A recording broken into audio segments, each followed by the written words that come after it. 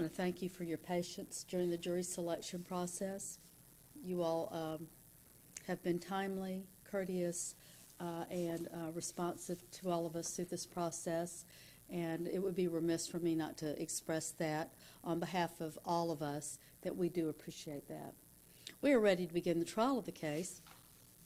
I'd like to give you an overview, if you will, of the progress of the trial. I want you to know what we're doing in sequence for a lot of reasons. But first of all, I believe that people are more comfortable if they know what steps we're going to do to accomplish the task that's before us, which is the trial of this case. Some of you have served on jury duty before, some of you have not.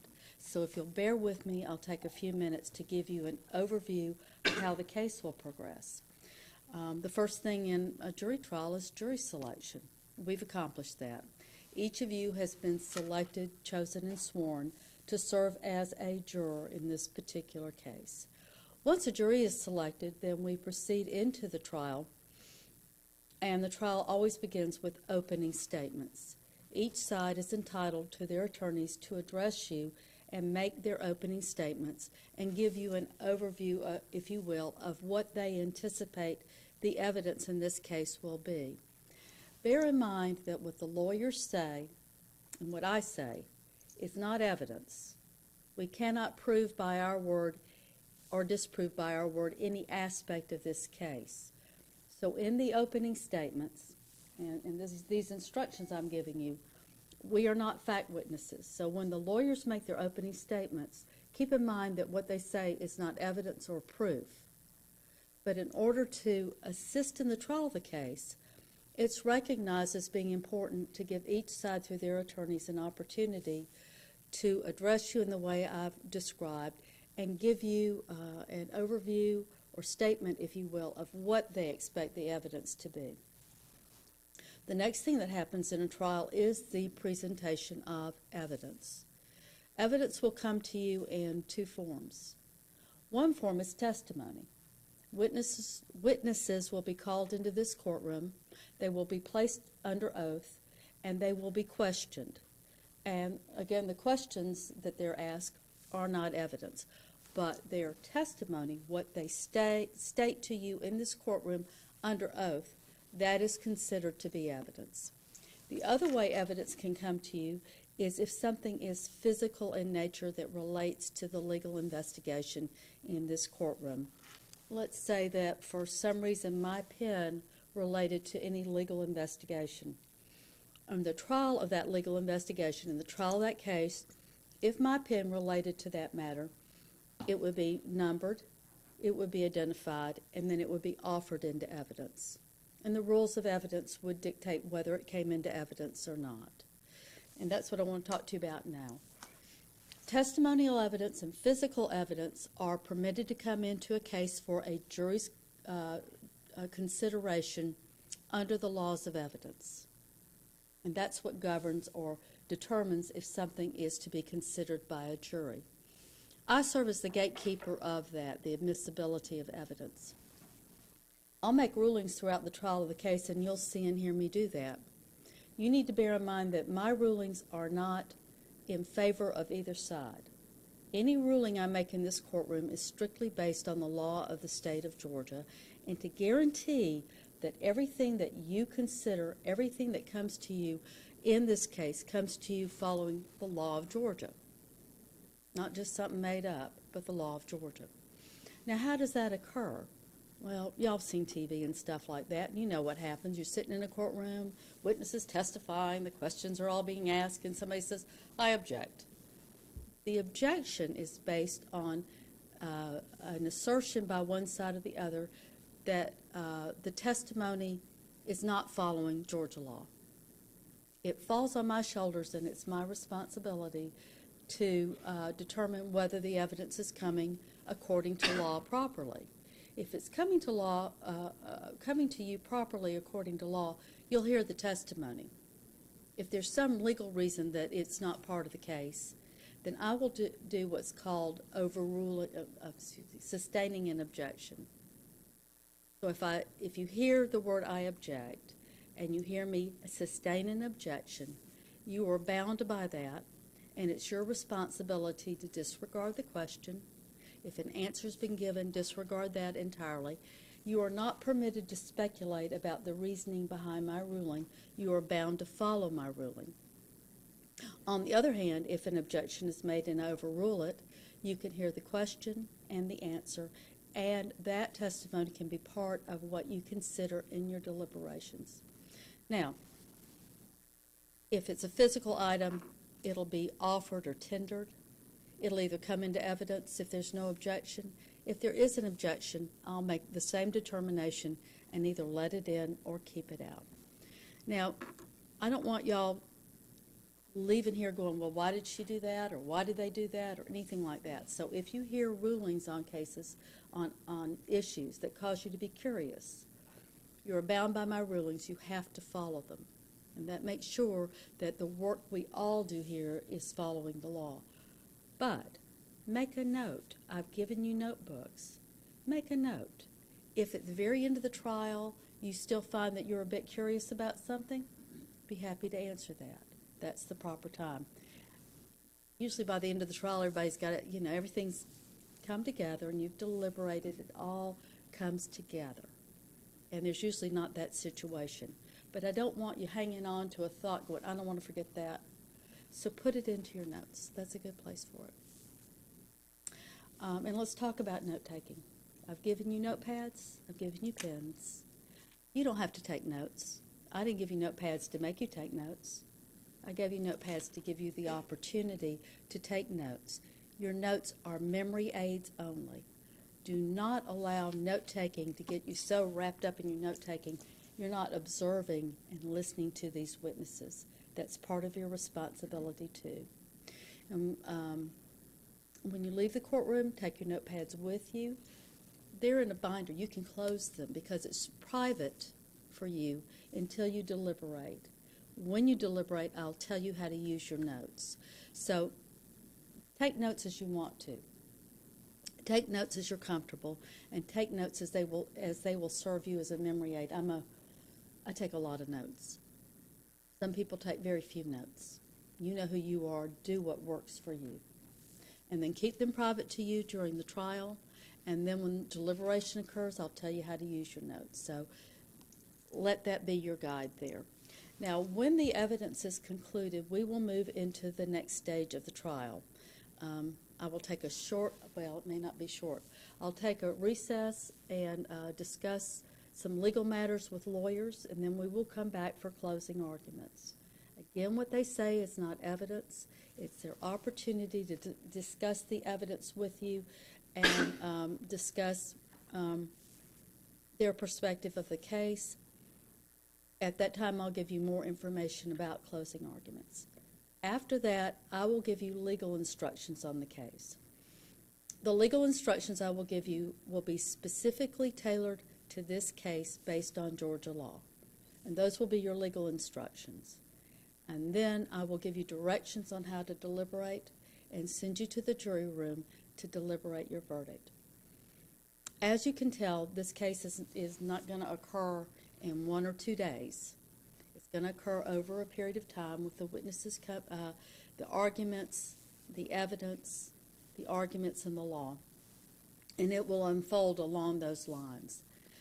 I say this because, first of all, I want you to know that we will start, at the very beginning, we'll start about 9 o'clock in the morning. We will take a morning comfort break. We will recess for lunch, generally about an hour, hour and 15 minutes, hour and a half. It'll just depend on different things. There are a lot of moving parts in trying a case, and I can't say rigidly we'll do certain things. But generally, we're going to start around 9. We'll take a morning break for you. We'll break around noon. We'll come back around 1:15 or so.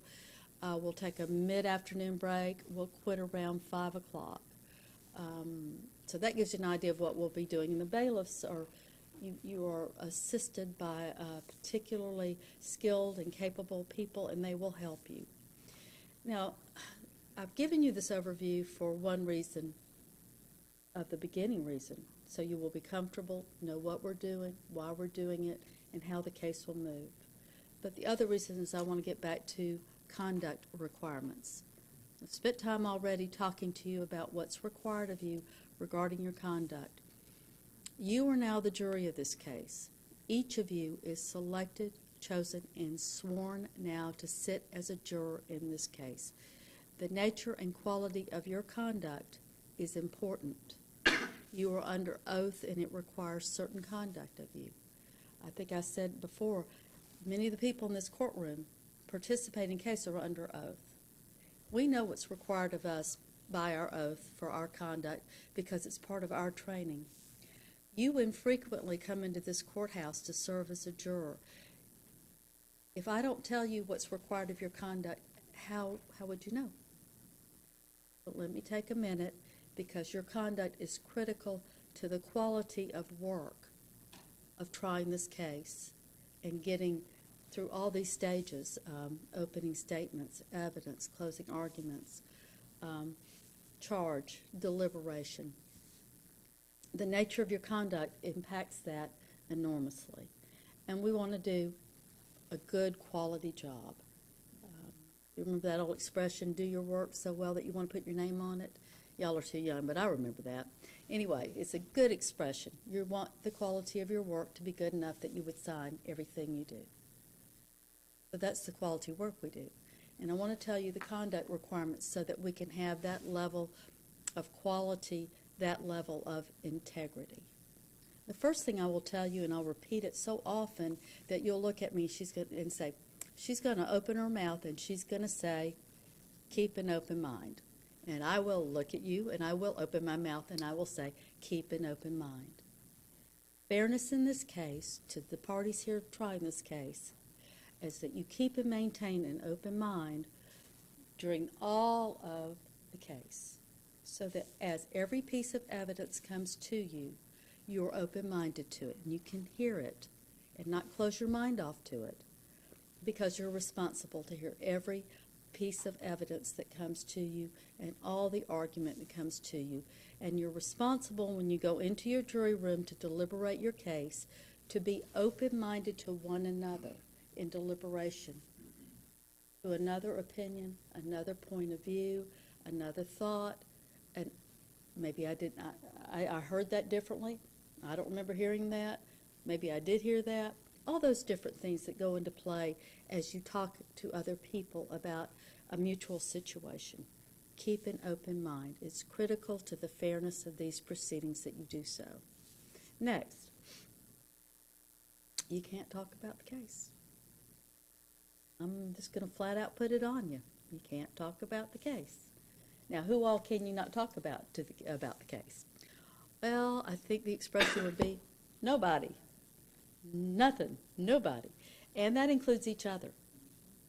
You can't talk to each other until, I hate to say mother may I, but I'm mother and it's got to be your may I, until I tell you all to deliberate.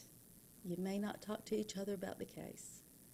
And that's not going to occur till the end of opening statements, after you've heard the evidence, after you've heard closing arguments, after I've given you legal instructions and told you how to organize yourself for your deliberations.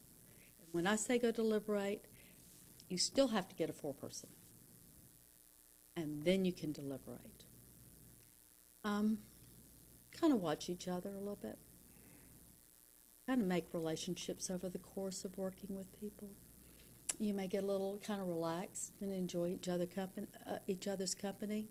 And all of a sudden your mouth starts bubbling, if you will, and saying things, and you're going, and it's out there before you even thought, I wasn't supposed to do that. If anybody ever watched Harry Potter movies, and you remember Hagrid would say, I wasn't supposed to say that.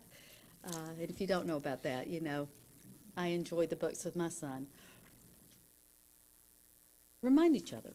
If somebody starts to be a little, saying stuff they shouldn't say, judge said we can't talk about that, and then laugh. Don't be mean with each other. Now, you're going to go home at night, and you're going to be with family and friends and people you're used to associating with. And they're going to say, oh, how was your day? And, if it was horrible, you say it was a horrible day, that's the end of the conversation. If it was a good day, say it was a good day, end conversation. I don't want to talk about it. That may be exactly how you feel. I don't want to talk about it. Those things are fine. Good day, bad day, I don't want to talk about it. Anything else, any content? Absolutely not. Here's the next thing. You have to build, what did I call it, bubble wrap around yourself? I think I told one panel that. Did I? Yeah. Cone of silence? Yeah, cone of silence. Okay, well, put it back in gear, y'all. Just wrap yourselves up with everything you need to keep from being exposed to anything. What you know about this case must come to you through this courtroom, no place else. And that is the protection of the integrity and quality of our work. So be careful here. People just love to talk about something that they have no responsibility for. I mean, how many times have you said, oh, this is a problem, and the person who doesn't have to fix it is really happy to tell you what you need to do about that. Yeah, like trying to hang something up. Like I gotta figure out how to, hang up a picture. Oh, well, you need to do all this, and then you say, well, will you come over and do it? Nuh-uh. It's too heavy. It's too big. I don't do well with molly bolts, whatever those things are. Anyway, my point being, no one else's opinion matters. Protect yourself from it. Preserve the integrity of what we're doing. We've had some conversation, a little bit about it, about social media. You absolutely cannot in any way do social media. Frankly, if you do, it will be observed, because there's no secret out there. And then if you all do that, let me tell you what we're going to have the fun thing of doing. The trial will come to a halt. I will have to make an investigation about what happened, which probably means that if you've been on there, you're going to be sitting here. Haven't y'all been questioned enough by us? I would think you have. Surely you don't want any more of that. So if you absolutely stay off of social media, there will not be any problem whatsoever. We can do what we need to be doing. We need to try this case. That's what we're here to do. We need to focus ourselves and get ourselves ready to do the task at hand. And this is one thing that can keep us doing that. No independent investigation of any sort whatsoever about this case. Again, it's the same as the social media. Nothing. If you can think about how to do it, don't do it. What you know has got to come to you through this courtroom, preserved and protected through the lens of Georgia law, so that what we do here is consistent with the laws that are set to govern how cases are tried. And just remember the quality of laws. They come to us in many ways, but they're vetted over time. They're looked at and they're reviewed to make sure they have quality and credibility and consistency and a whole lot of other things that I could go on and talk to you about the law. I mean, those of us who went to school for years to think about these things. Now is not the time for that.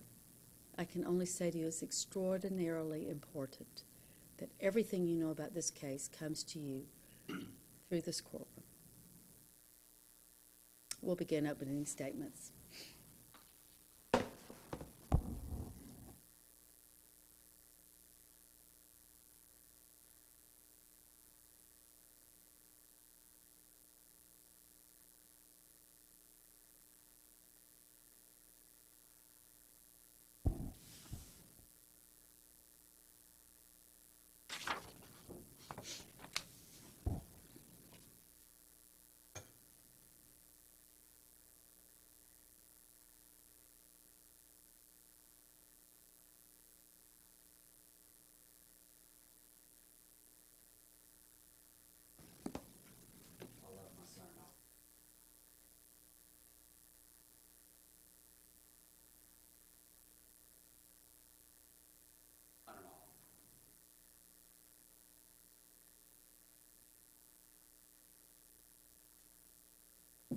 Escape.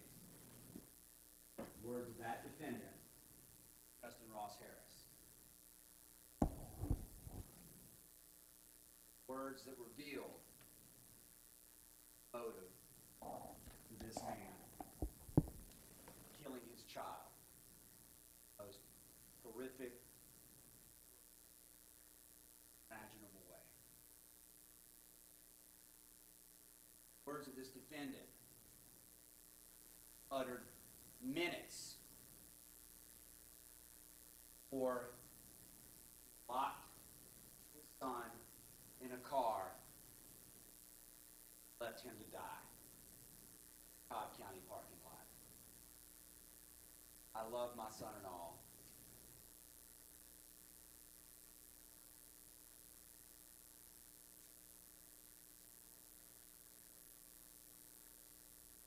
Words of a killer who, in this case, the evidence will show,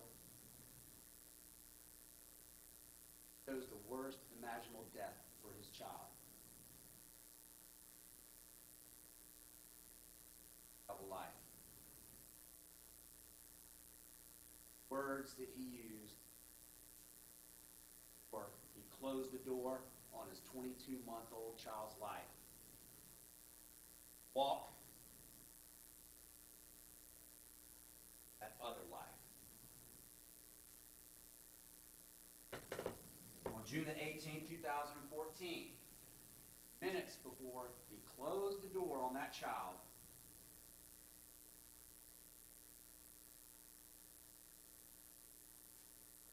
while that child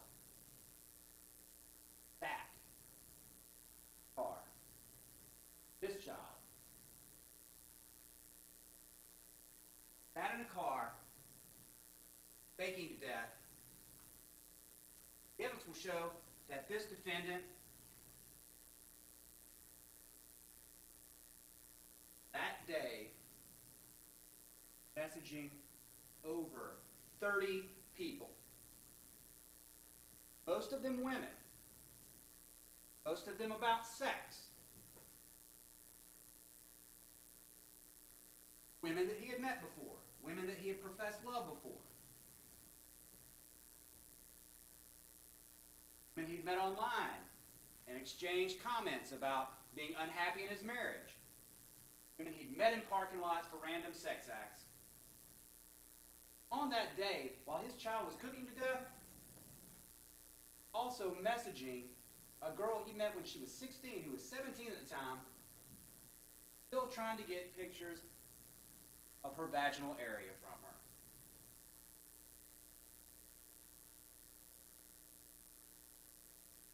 I love my son-in-law, but we both need escapes. Words of this defendant on 18,000. While he was doing that all day, son out in the car, slowly, painfully,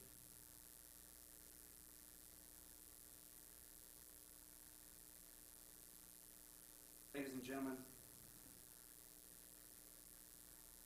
defendant Justin Ross Harris, he's charged with 8 counts. This case involves the defendant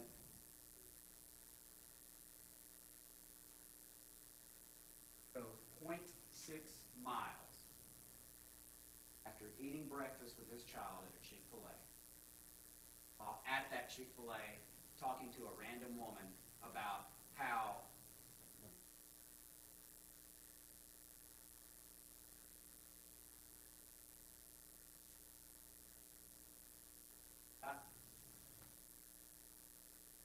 responding to a post on an application called Whisper, where supposedly you can post anonymous thoughts and things like that. On that morning, someone posted this: I hate being married with kids. The novelty is worn off, and I have nothing to show for it. Evidence will show that this responded, talking about how his wife got mad at him when he wanted to go out, how 5 minutes before he locked that child in the car, or 10 minutes before he locked that child in the car, he needed an escape. And in finishing that conversation, while he ostensibly was for getting this child about a minute before he pulled into the parking lot at his work. That's what this case is about, ladies and gentlemen.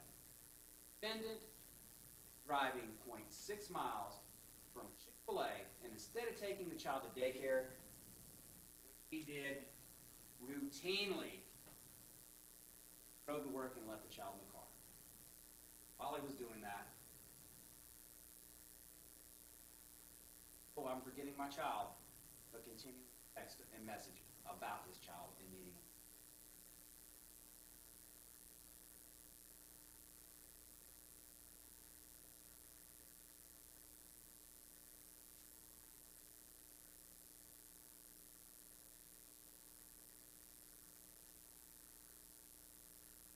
Deception.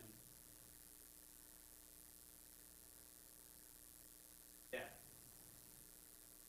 Torturous murder of Cooper Harris. About the pain that he suffered and went through, father could move on to his other life. It's about deception. All over this case and all over this defendant's life. Deception, family and friends, deception with law enforcement, deception in every part of this case. A double life. Reveals his motive, shows the malice that he had in ending this child's life. Harris.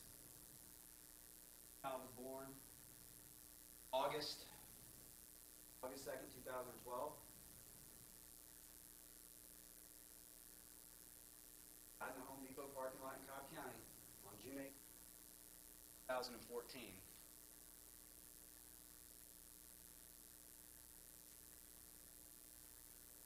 Luckily,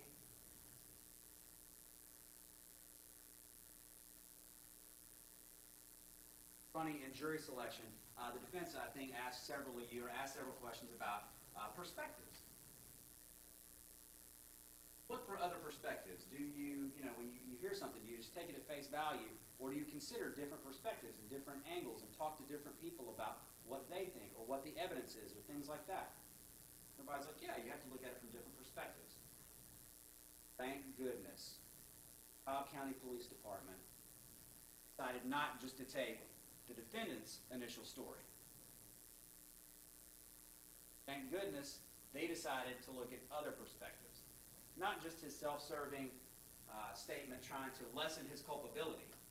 Because in this case, the evidence is going to show at the end, when you go back in that jury room, if you just take the defendant's words and what he said that day about what he had done, and then the acts of what he was doing that day, the defendant right there is guilty of negligent homicide and all the other counts in the indictment related to sexting, which you're going to hear about. However, ladies and gentlemen, the police didn't just say, you know what, we're just going to chalk it up as a negligent homicide and stop there. They luckily took other steps and did an investigation that turned up the unimaginable.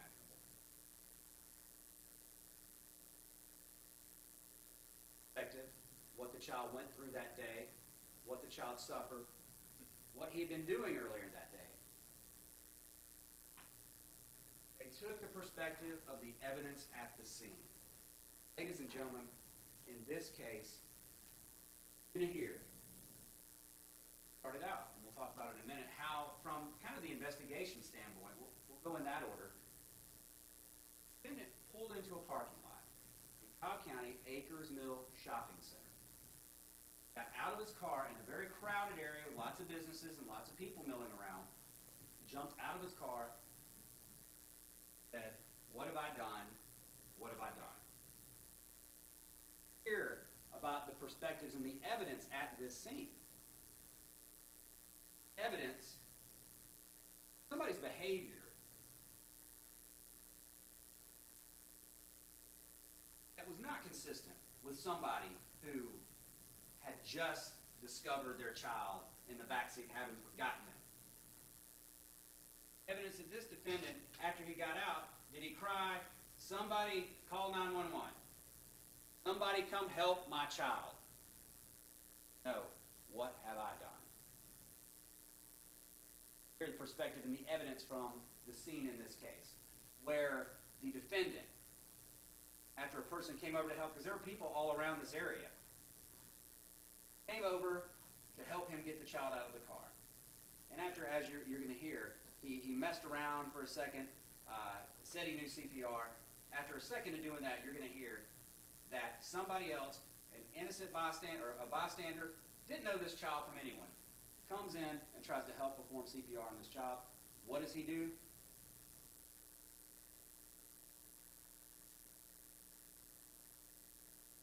Child.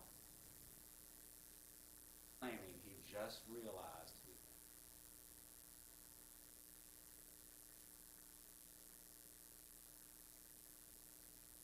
out of his vehicle. Doesn't start calling 911. Starts trying to call his wife and trying to call daycare. Doesn't call 911 and separates himself from this child. No tears, as will be described, kind of like Will Ferrell screaming, "Oh gosh, what have I done? What have I done?" And then he's calm. While people who don't even know this child don't give up and try to save his life. Behavior at the scene with the police. You're going to hear that Detective Piper, now Detective Investigator Piper, officer back then, came up and asked him. She saw him walking back and forth, pacing away from the child, and asked for his identification, his information. And you're going to hear that he held up his finger to her on the phone, refused to get off the phone, and then got in an argument with the police. Told Officer Folia, who was also at the scene, to shut the F up. My son just died. Minutes after pulling that child out, he's already talking, my son just died. Anyway, perspectives with the evidence at the scene. We're going to talk more about this in a minute, but different perspectives. They didn't just look at that. They talked to the witnesses there, the evidence on the scene, the defendant's behavior at Akers Mill, the defendant's behavior in the patrol car once he was detained, the evidence from the witnesses in this case, took that perspective as well. Actually went and found video evidence, parking lots, from the Chick-fil-A. Also the perspectives of computer and phone evidence that you're going to hear about in this case. Now, the charges that the defendant has in the indictment, the judge has already talked to you about them a little bit, read them to you, and explained a little bit about what the elements are in the charges. Now, we'll talk more about a closing argument arguing why the defendant is guilty of each count and what the elements are. But to talk through how we're going to be going through and why the defendant is charged in certain ways in this indictment, we'll start by looking at the counts. We've got count 1, malice murder, counts 2 and 3, felony murder, counts 4 and 5, cruelty to children, count 4 is in the first degree, count 5 is in the second degree, count 6, criminal attempt sexual exploitation, and count 7 and 8, dissemination of harmful materials to minors. So what I'm going to do real quick is kind of go through this with you, and we'll talk about how these charges interrelate to one another. And it's pretty simple once we go through it like this. So starting with count 1, malice murder, charges the defendant with that count for intentionally killing his child. Count 2, felony murder is a charge that we don't have to prove the intent to kill. It's basically, we prove that he caused the death of another by the commission of a felony. And in this case, count 4, cruelty to children in the first degree, that charges him with causing cruel and excessive physical pain to little Cooper. So all 3 of these counts, 1, 2, and 4, involve the intentional killing of this child. In this case, count 1, count 2, and count 4, the intentional killing of Cooper. The question is going to be, is he guilty of all the charges in this indictment, or counts 3, 5, and 6 through 8? Ladies and gentlemen, at the end of this evidence, there's going to be no doubt that he is guilty of every charge in this indictment. So let's look at counts 3 and 5. What we have with counts 3 and 5, this is just a lesser mental status, a lesser, level of culpability, so to speak. Count 3, felony murder based on cruelty to children in the second degree. Cruelty to children in the second degree is causing cruel or excessive physical pain by criminal negligence. Ladies and gentlemen, just the starting point in this case. Starting point. Things the defendant admitted to the police initially and what was going on with him that day. That starting point right there. The defendant's going to be guilty of all counts. 3, 5, 6, 7, and 8. However, luckily, you don't stop there, and the police didn't stop there. Because the evidence will show, not just the defendant's self-serving statements that convicts him of these, but the evidence will show not only guilty of these, but he is guilty of all counts charged. Now, counts 6, 7, and 8. These all involve acts against a minor who was 17, 16 when the act started, 17 on the day of the incident. That up till and on the day he died, he was still messaging minor. These charges charge him with attempting to get her to send him a photograph of her vaginal area over the course of months. You're going to hear that he was talking with this girl for a long time. All of these conversations were sexually related. That he would, you'll hear this from numerous women in this case, lie about his age, say anything about being married, and then as he got to know and worked his way into meeting these girls and knowing them, he would then come off it and say, oh yeah, well I'm married and I have a kid. Counts 7 and 8 are relevant to sending pictures of his anatomy to this underage girl. And writings about sex acts that he wanted to do to her or with her. So, again, just looking at the evidence that was on his phone that he was doing that day, the defendant, again, is guilty of count 6, 7, and 8. So the single question in this case is, did the defendant intend to kill Cooper Harris when he did all the things and intended to do all the things that killed this child? Did he intend to? Ladies and gentlemen,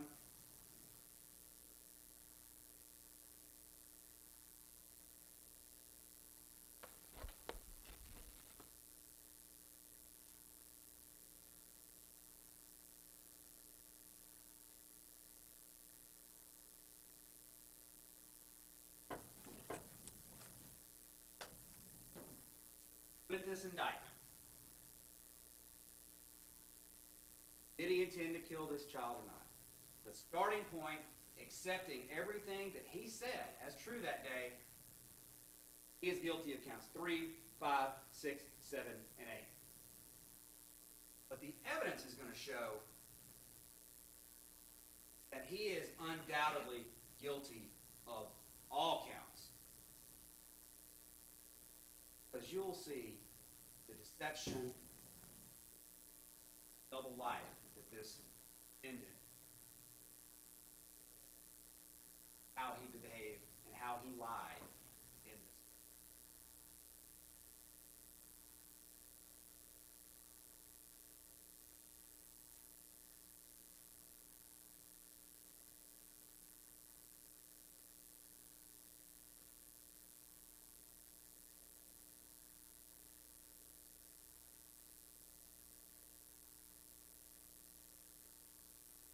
The defendant intended to kill Cooper when he intended to do all of the things that killed Cooper.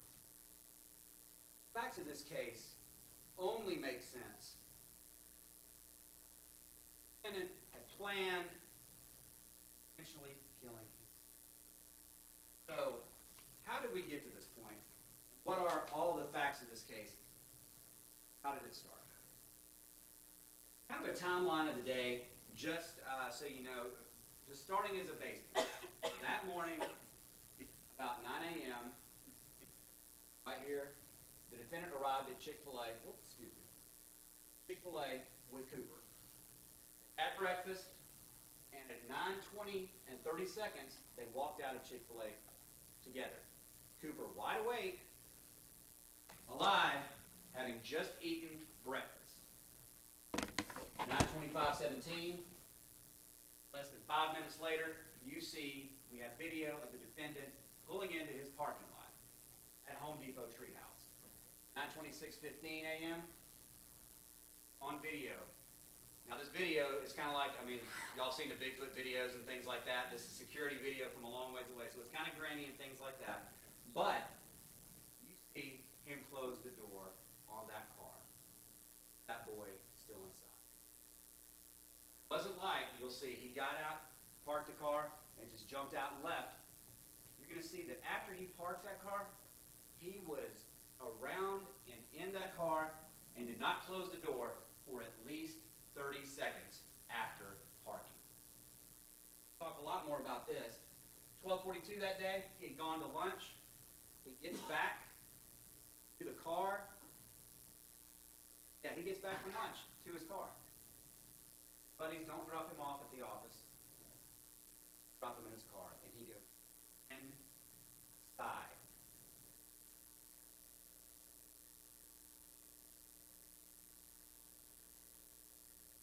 Talk a little bit more about what he did in there in a minute. 4:16:07, drives away from work. Unlike you're going to see when he pulls in and fiddles around in the car, stays in the car for 30 seconds, you're going to see that he gets in the car, and as soon as the door shuts, windows up, off. Within 3 seconds, that car is gone. Car's been parked out there all day in the heat. You know it's hot.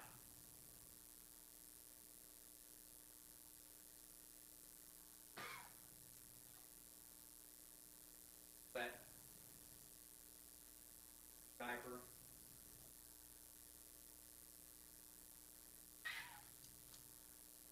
Drives off. And at 4:22 p.m., 4:22:50, the first 911 call is made from Akers Mill. Not by the defendant, by an innocent bystander. Now, the facts of the case, we're going to take this from the investigation standpoint, kind of from that order. That day, about 4:22 p.m., and it pulls into the Akers Mill shopping center. When he pulls in, he gets out as we talked about. What have I done? What have I done? Everybody else tries to save his child while he's walking around. After he gets detained by the police, you're going to hear from Officer Piper that he had a phone. The phone that he was not getting off of, he tries to slip it into his back pocket. That is the instrument for why he's not paying attention and not listening to them. They detain him and they take that from him. And then he was put into the back of the patrol car, gave a history, gave a brief statement about what had happened. Not only going to hear the testimony of the officer,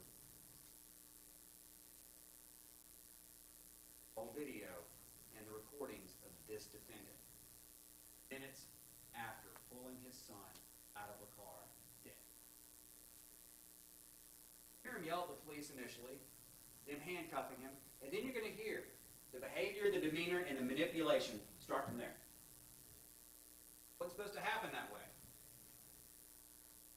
You're going to hear later that he'd already planned that he was going to be an advocate. Seen somebody on TV do this before, and so he wanted to be an advocate like this guy. We'll get to that later. But you're going to see the manipulation and deception start here. He's already recognized the officer by name, starts calling her Officer Piper, tells her what happened. Oh, his story, what happened. No, I was supposed to take my son today to daycare. I guess I forgot, and I forgot to do a second look. I forgot to do a second look. Those are the words he used. Now, you all are asked several questions in jury selection. You know, who here has heard PSAs? Who's heard this? Who's heard that? And we heard plenty of jurors say, you know, I don't remember them exactly. You know, I know it's about this, it's about that. Right after, minutes after he's pulled his son out, he's already getting his. I did not do a second look while his son is dead on the pavement. Also, while sitting there in that car, a little background about what was going on that day. Gotten up that morning, the son, that he noticed the child, and then after he gives this brief history and tries to get in and work in the fact that, well, I used to be in law enforcement, you're going to hear how he does that, because you're going to find out later, he used to be a dispatcher, not a police officer, but a dispatcher in Tuscaloosa. You're going to hear him in the back of the car, drive him away a little bit further from the scene.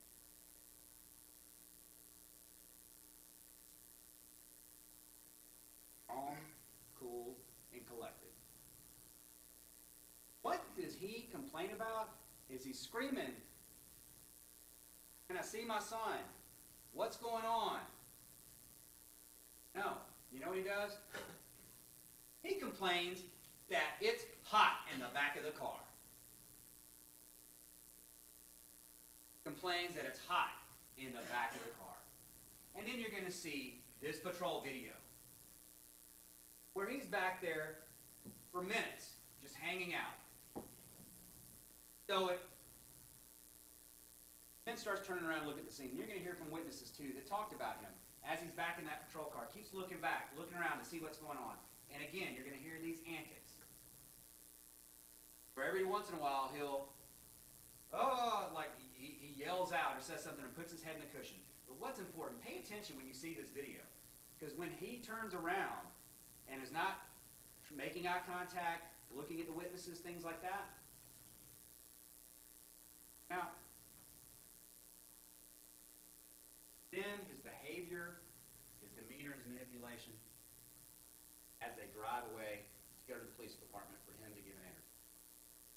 Back there in the back of the police car, before he leaves, Detective Stoddard, who's the lead detective in this case, comes over because the defendant had been asking questions. Does the defendant then say,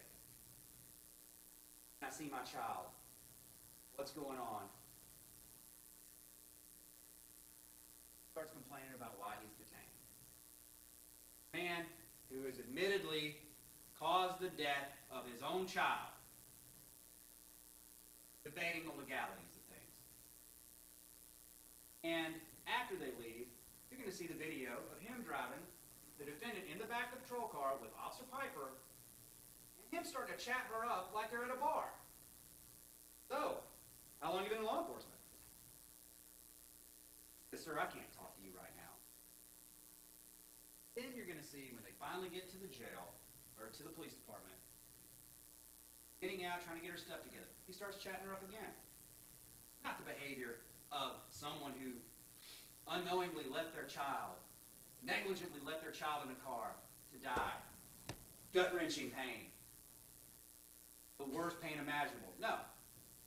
"Hey, what are you looking for up there?" And she says, "My phone." Or says, "A phone." He says, "My phone?" Concerned about his phone. She's like, "No, my phone." And then as she gets him out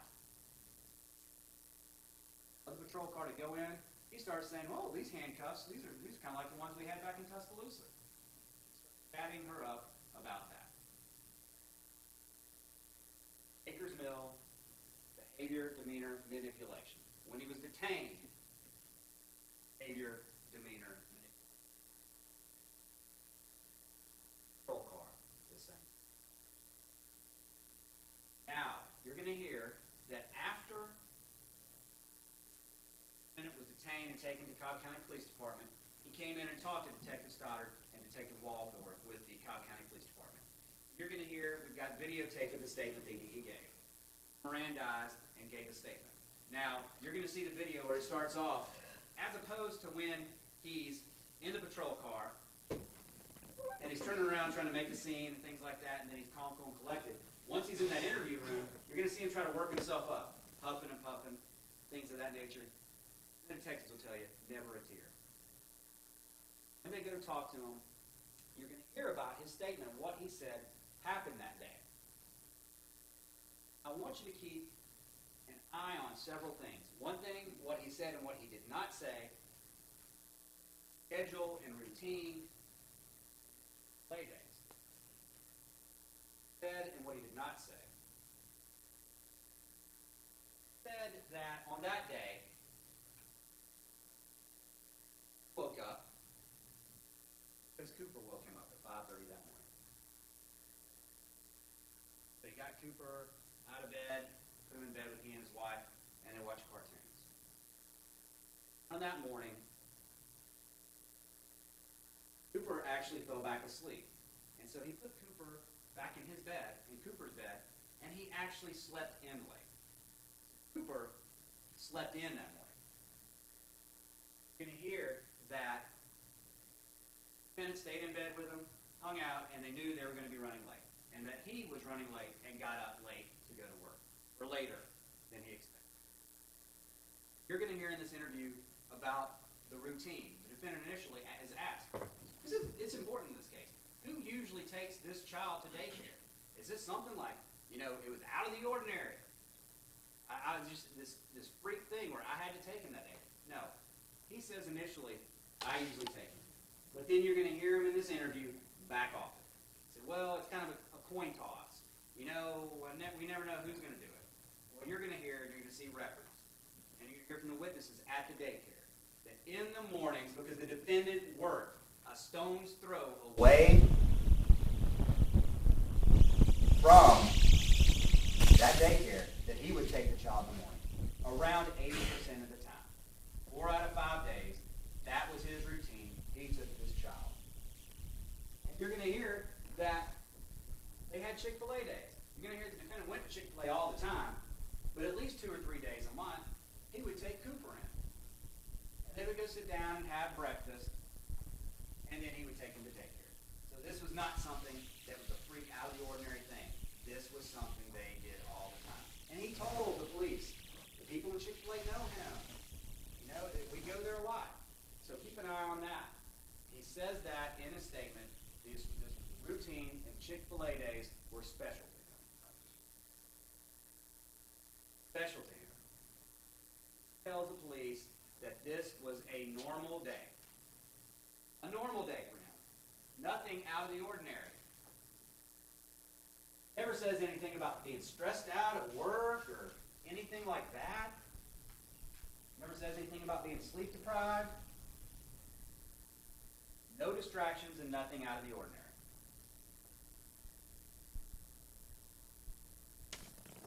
With all the details that he gives, you'll see there was nothing forgetful about him that morning and about what he relayed to the police before he got to Chick-fil-A. You're going to hear that Cooper was wide awake, and you're going to see the video that little child, 0.6 miles away, where the defendant locked him in the car to die, was wide awake. That car seat. Not just 0.6 miles. Not just a few minute drive. Inches away. That driver's seat. Car seat not behind him, out of sight. That little boy's head was right there beside him. But now you're starting to see, when the police showed up on the scene, this doesn't make any sense, what the defendant is telling us. That alone shows this defendant knew exactly what he was doing. And in this interview, you're going to hear that the defendant has a great memory about that morning and about what happened when it's convenient for him. Vivid details about that morning and that day. The vivid details about what happened before he left for work. Vivid details about what happened at Chick-fil-A. You're going to hear he told the detectives, oh yeah, I was in there and we waved to the manager, and you're going to hear all the great lengths he went when he went to Chick-fil-A with Cooper to make sure people noticed him. That we sat down and another person waved at me and all this, and then he remembers these vivid details. He tells law enforcement and Detective Stoddard that I remember I strapped him in, and when I strapped him in the car seat, I was talking to him, and I told him, I love you, and he told me, I love you back. And the defendant says, I always do that because I'm afraid if I get in a car accident, I want it to be the last thing he hears if one of us dies. And you're going to hear that not only did he do that, remember that in in a conversation he had with his wife, he said that Cooper, before they left the parking lot, actually said school to him because he knew they were going to daycare. Vivid details. Vivid details that after he did all those with this wide-awake child, he leaves the Chick-fil-A parking lot right here, turns right, and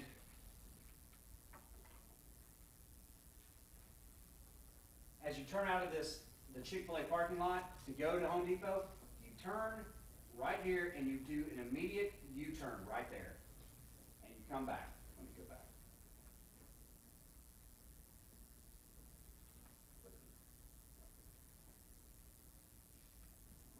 You do a U-turn right here and you come back that way.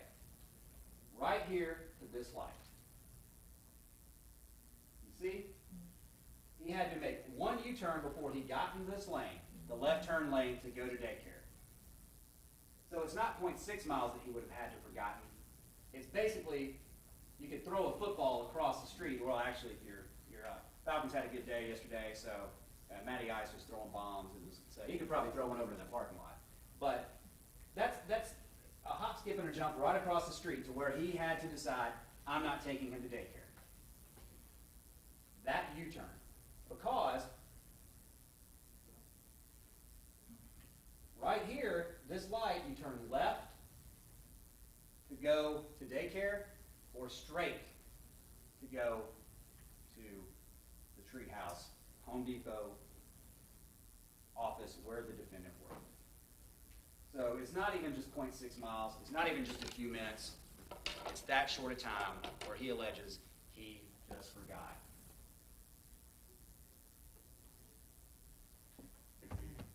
With that child sitting right there. You're also going to hear that the defendant said he was at work that day. Gave vivid details about what he was doing that afternoon. Well, he was going to go to a movie. He was supposed to go to a movie with his friends. He'd set it up, talked about it the night before, and then that morning, and told his wife, yeah, I'm going to go to the movies with some friends, the 5 o'clock movie. He told the police that he wanted to leave work at 4:15 to beat the afternoon rush. A 5 o'clock Wednesday movie showing of 22 Jump Street at a theater like 5-6 minutes away. That's his story. That he had texted his wife checking on her times. And you're going to see this. The defendant in this case, at 3:16 p.m., knowing they'd already settled, he's going to the movie, his wife is going to pick up the baby, he texts her, when are you getting my buddy? He had no reason to ask her about what time she was doing that other than checking up on her. And sure enough, you're going to see the phone records. They talked, and he said they talked at 3:54 or 4:04, talked for 1 minute, and within 10 minutes he's out the door in the car. He departed the parking lot, and you're going to see that on video, and that he said he finally noticed Cooper. Not right as he got in the car. And you're going to see the numerous different times that the defendant would have seen this child.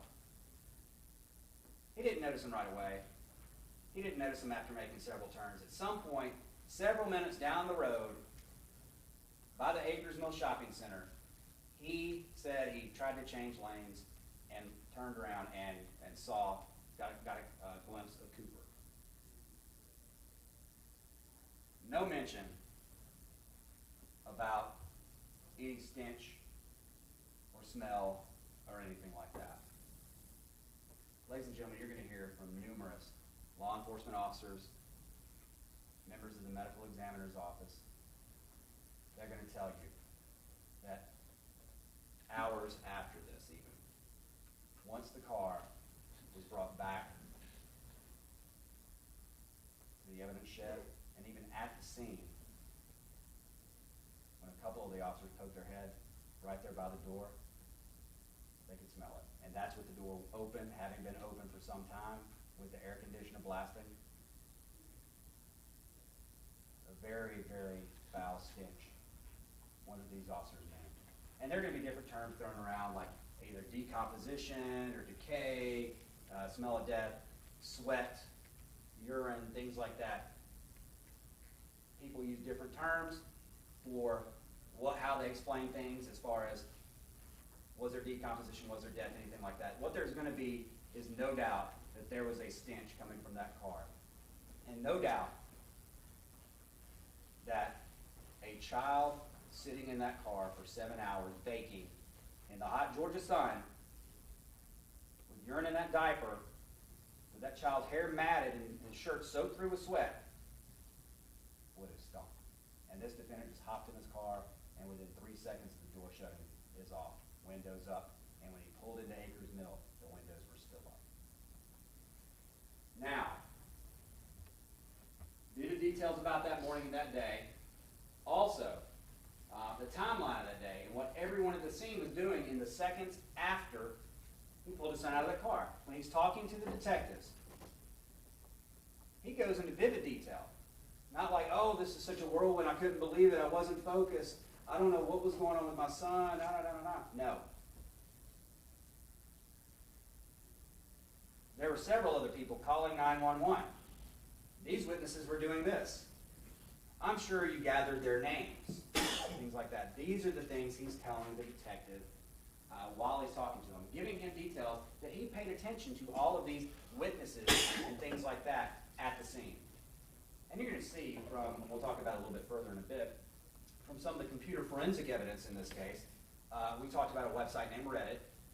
About a month before this, somebody posted something on there about an incident that had happened, and the defendant actually posted and made a comment about how important it is to have independent witnesses on the scene to corroborate somebody's story.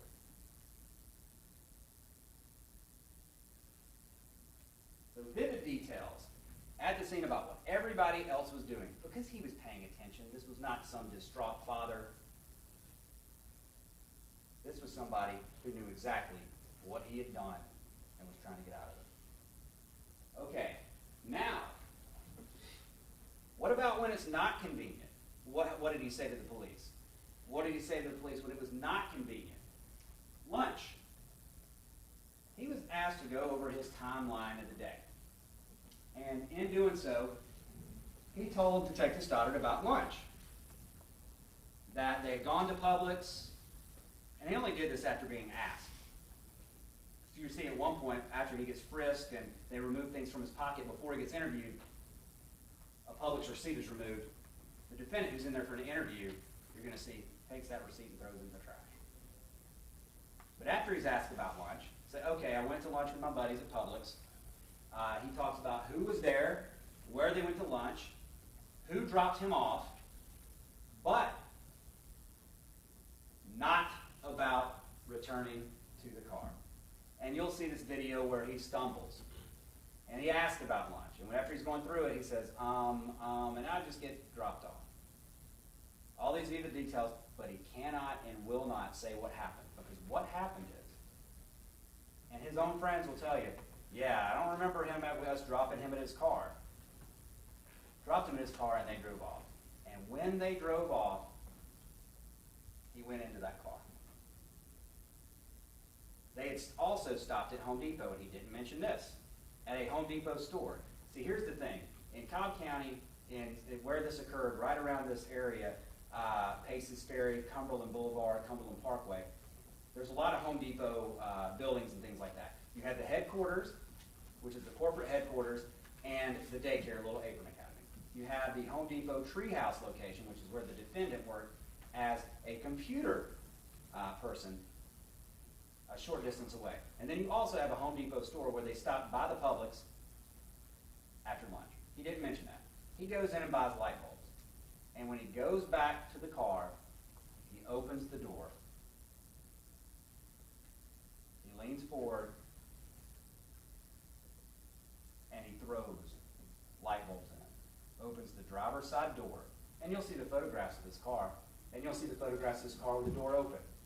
You can see clearly into that car. And he throws light bulbs. There's only one reason own light bulbs. He knew what he was going to see, and he didn't want to see it. And then he closes the door, and he walks away. Now, you're going to see video in this case. You're going to see video of the actual parking lot. Now, again, I said this is some grainy surveillance video. You're going to hear testimony. We've had it done where it's been enhanced as much as we can to get a closer view of what actually happened as best we can. And you're going to also see that there were several frames and still shots created from this video to see as best we can what happened. Now, in this case, you will see, this is just a still shot example of one of the camera angles at lunch. You're going to hear evidence. You're going to see that this is the defendant right here at his 2011 Hyundai Tucson. Y'all may have been wondering, why in the heck are they asking about a Hyundai, Hyundai, I keep mispronouncing it, a Hyundai Tucson. I guess it's the Griffin in me, growing up in Griffin, Georgia. We just mispronounce everything. So anyway, the Hyundai Tucson leaning into the car. And you're going to see, and you'll have actual hard copies of this as well. We'll see the video. At the next frame, you see this white line right there. The bag being thrown into the car, and then it's gone again. And the police later found that bag in the passenger seat. Now, in addition on that video, you're going to see that the defendant walks away. And as he's walking away, a person walks past him. And not only does that person walk past him, he walks toward the defendant's car at 12:42 p.m. And what does the defendant do? As he walks, you can see right here, the person is behind that tree right there. And you'll see it on the video walking that way. The defendant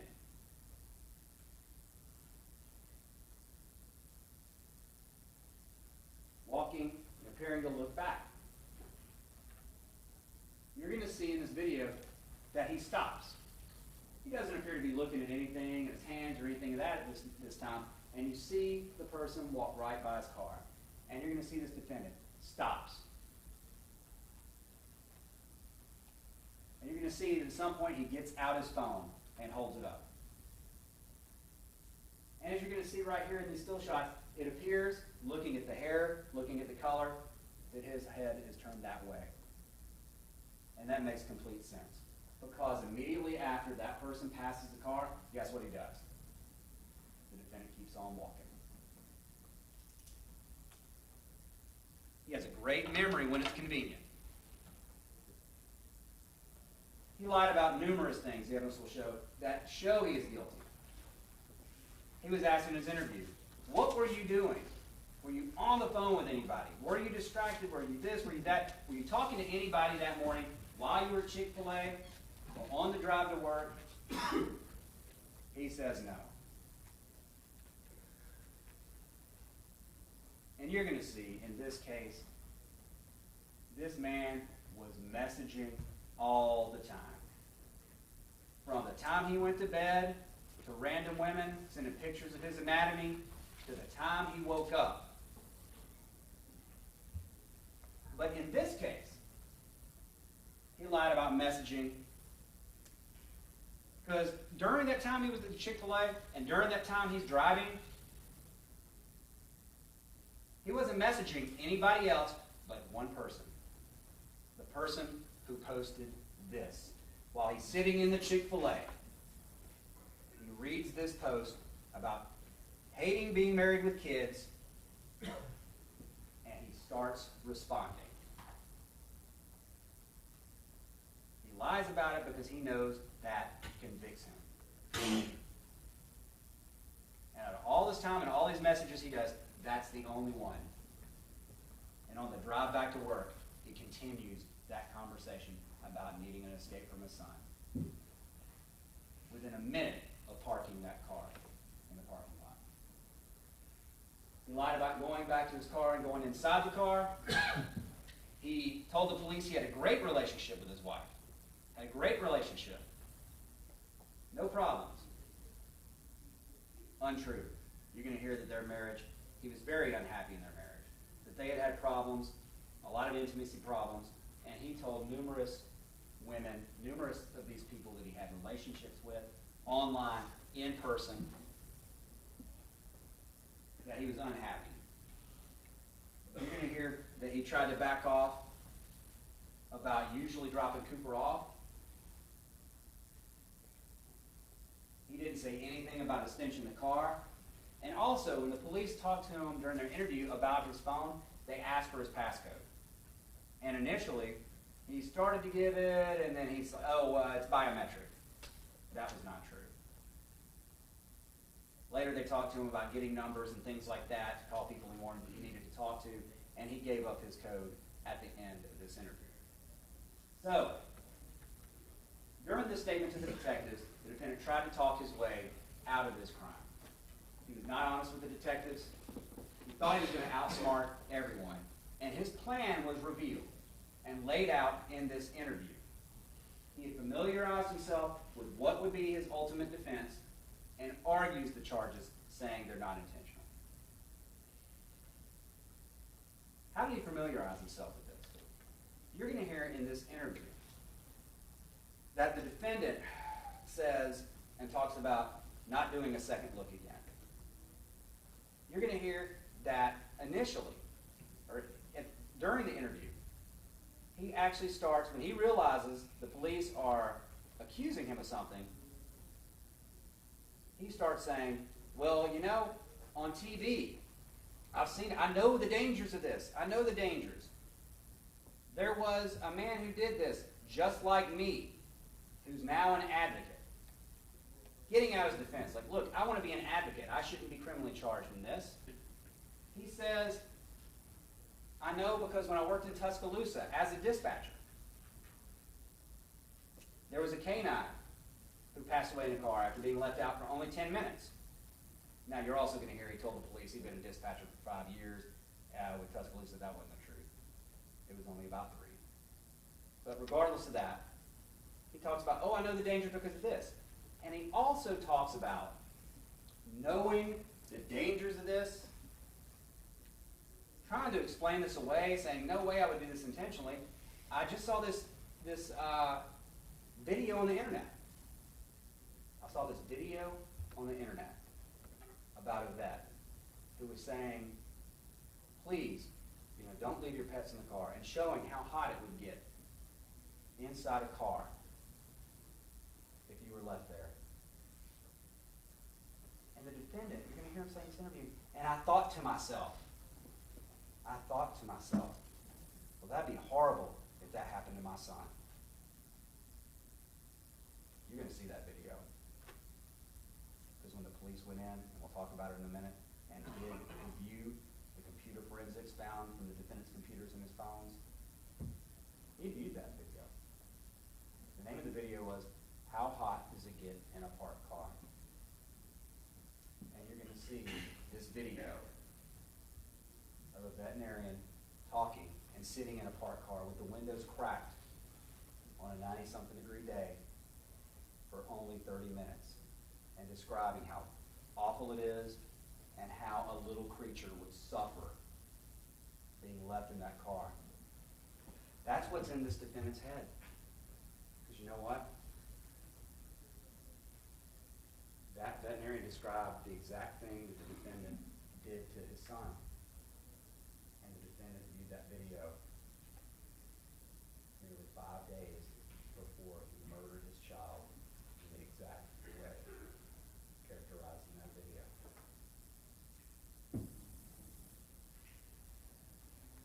At the end, he argues the charges, starts debating, nobody had ever said at this point, even though the police, you're going to hear, they knew something was up, something was not right. Nobody had ever accused him of doing this intentionally up to that point. And you're going to hear the defendant who keeps bringing it up. I didn't do this intentionally. I didn't do this intentionally. No one had said that to that point. Post-interview statements. Now, after the defendant is interviewed by the police, you're going to hear that they went further and they pulled video of a conversation the defendant had with his wife. And you're going to hear that the defendant had been begging to talk to his wife And you're going to understand why after you see this. He wants to make sure she knows what his story is and that she is on the same page. In this video, you actually see some emotion from the defendant for the first time. You see some emotion. And what is the main theme of this statement? The things that he's saying to his wife when he gets so upset? He's worried about perception of other people. He's worried she's not going to be on his side. And he says things like, why did this happen to me? He didn't think anybody was going to call him on it. The evidence will show that he thought he was going to get away with this and can't believe that they caught on. Why me? My whole life is over. All I can think about is that jail cell. He actually complains about the little holding cell having an uncomfortable cot and a tin aluminum toilet he has to go to the bathroom in. He tells her several times, keep me out of jail so I can be an advocate. And he says at one point, even if I could bring him back, I wouldn't. And in trying to tell his wife, oh, he looked really peaceful, and you're going to see the photographs. Unfortunately, you're going to have to look at the photographs of this child lying dead on that pavement. And as those bystanders were gripped with emotion and with sadness and with all kinds of things, again, you'll see how he didn't have those things. He tells her he was peaceful looking and tells his wife, I was dreading how he would look. Because he knew what had happened that day. Other post-interview statements. This defendant was then, as a standard in most cases, photographed by another detective. They came in and take photographs of him while he was still there in the station wearing the same clothes as before. And after being photographed by the detective, by Detective Racy, Detective Stoddard comes in and says, tells him what he's been charged with. When they talked to him earlier, he said, look, I got to talk to my supervisors, I got to talk to your wife, I got to do this, I got to do that, we got to look at other things because an investigation like this is fluid, especially in its early hours. And he says, I think we're probably going to charge you, or you're going to be charged. The charge is going to be cruelty to children. Again, the defendant had debated him about whether it was intentional or not. After looking at it, talking with the supervisors, the detective decided, you know what, we've got to charge him with murder based upon his actions of leaving that child in the car. And you're going to hear that initially he was charged with felony murder based upon depriving the child of necessary sustenance, which is food and drink and things like that. And it turns out after the autopsy, it was actually hyperthermia, which is not sustenance, but just a different mechanism. So they changed it from one type of cruelty to another at that point. Again, not charging him with anything intentionally at that point, but charging him with the negligent homicide of his child. And when he comes in and informs the defendant that he's being charged with this, the defendant responds, but there was no malicious intent. Starts arguing the specific elements of malice murder. No malicious intent. And Cobb County Police have never said anything to this point about this being intentional.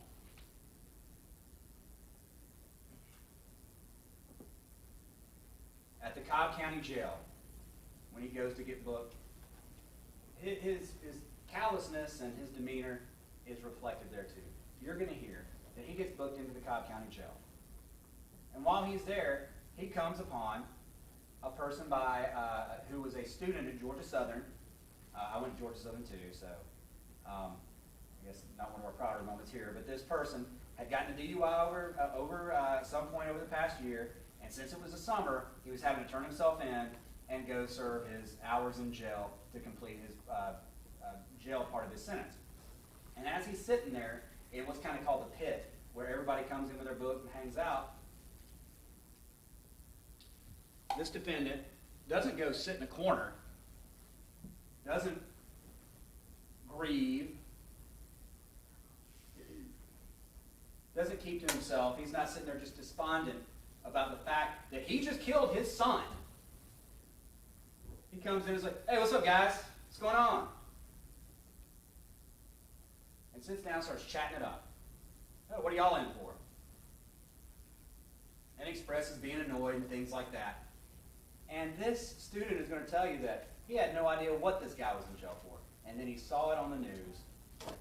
Later was like, oh my gosh. That's the guy who was arrested for killing his child. Okay. So at this point, he's been arrested. He's at the Cobb County Jail. So the police stop there. At that point, ladies and gentlemen, we've got lies from the police. We've got the defendant checking the crime scene. We've got 0.6 miles he drove with that child right beside him. There is overwhelming evidence that this was not an accident. 0.6 miles, which, by the way, you know where Blinn Academy is here, 0.7 miles? That's further than he had to drive to Chick-fil-A. And a lot further than when he made that decision to go to work and not to daycare. So, the follow-up investigations, they didn't just stop with what you had to that point, with just the crime scene, with the videos, which they actually obtained later, with the defendant's statements. They did more. We talked about video surveillance. They obtained it. When they initially charged him with a negligent homicide, they knew something was up, but they had not seen these videos. And then they start investigating. And they see the video of the defendant pulling in to work. We haven't talked about this yet. We talked about the fact that he sat there in that car for about 30 seconds before he walked into work. But you'll also see, when he parked, he said he had his bag right beside him, so he would have to turn to get his bag going to work. He had a Chick-fil-A cup to his right. He had to make a few turns and navigate that U-turn where traffic's coming from the right, from the left, from on front. What you're going to see when he pulls in to that parking space you saw in there, he pulls around and he stops. This car does not have a backup camera. What does he do? He sees this spot where there's an island right there where nobody can park and a car that's already parked. And there's not an official way to get through there, but there's a narrow way to drive into it. He backs up. He backs up and around in between two vehicles with no backing camera and then pulls into the spot. They saw that in the video after they interviewed him. And then they also see later that he had gone to lunch and gone back to the car. And then they get the video of him leaving. Also, video, just going back to the video, they got Chick-fil-A video. You're going to see that. You're going to see the photographs and the video of the defendant coming in, showing the times that he was there at the Chick-fil-A and when he left. And keep in mind when we're talking about this time frame that's less than 5 minutes, that doesn't count the amount of time it took the defendant to walk out to his car in a Chick-fil-A parking lot, to take his child and strap his child into that car seat that he was 3 inches too tall for. Cooper was 33 inches. This car seat was made for a 30-inch child. You're going to see, and during this time, not only did he walk out there, strap the child in, as he told the police he had this conversation with him, all that time he still wasn't forgetting, wasn't driving, any of that. So that's not even less than 5 minutes. It's much less than that. We have video of him walking out of the Chick-fil-A. You have daycare records. And you're going to hear from the daycare workers that, you know what, the defendant took him and brought him almost every morning. That the defendant, when they would go to Chick-fil-A, sometimes he would call and say, hey, do y'all want anything? That he would always call if they were running late, try to get them to say breakfast or something like that, or let them know he's running late. And you'll also hear that sometimes, because he drove, it was a much longer drive if he was driving from home to daycare than Chick-fil-A to daycare. Sometimes if he came in earlier in the day, early in the morning, Cooper would be asleep.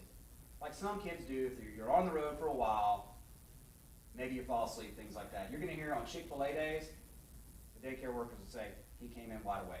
And the later he would come in, and on this day, when they left Chick-fil-A, it was much later, at 9:20, he would be wide awake. You're going to see the daycare records corroborating that he brought this child over the last 25 days that he'd gone to daycare. The defendant had brought him 19 times. This was normal. This is what he did. You're going to have business records as well, phone records, showing the defendant never called 911. That right after he got out of the car, took Cooper out, fooled around, messing around with CPR for a second, they said, and then walked away. When he got on that phone, you're going to see he had a brief call to his wife and a hang-up. And then he called Little Apron Academy twice. Told the police, oh yeah, I called them because I was afraid my wife would be worried that Cooper wasn't there. Now, they didn't want her to worry that he wasn't there. Your child's dead. These phone calls he's making create a defense. And then you're going to see also different types of business records from different messaging services and things like that. Also, you're going to hear from numerous witnesses who were interviewed in this case about the defendant's behavior at the scene.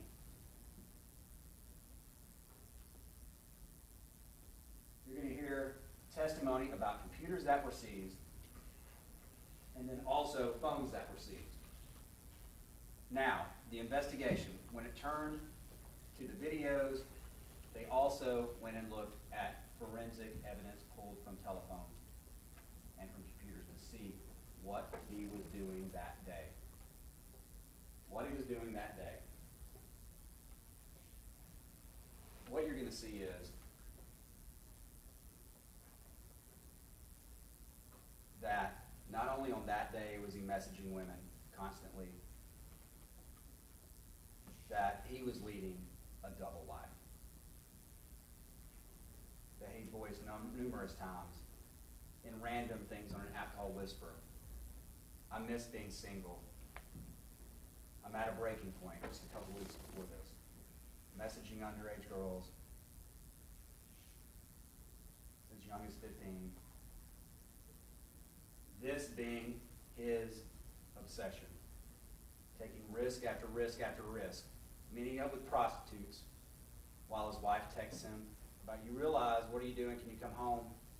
Cooper and I are going to be leaving for several days here soon. You're going to see this double life that you get from the phone, from the computers. Now, what types of evidence will we prove to prove guilt in this case? You're going to have direct evidence, circumstantial evidence, expert testimony, and motive evidence. Let's start with direct evidence. First, the direct evidence, there's no doubt the defendant is responsible for Cooper's death. The defendant's admissions that he is the one who took Cooper, that he is the one who locked him in that car and left him, that he is the one who drove him that day, the Home Depot parking lot showing it, and the child's body. That is direct evidence that he caused this child's death. In proving malice, the direct evidence. Messaging on the morning of the murder that he needed an escape from his son, 5 minutes from getting just that. Malice. There's nothing more malicious than what was done to this child's body, baking in that car for 7 hours.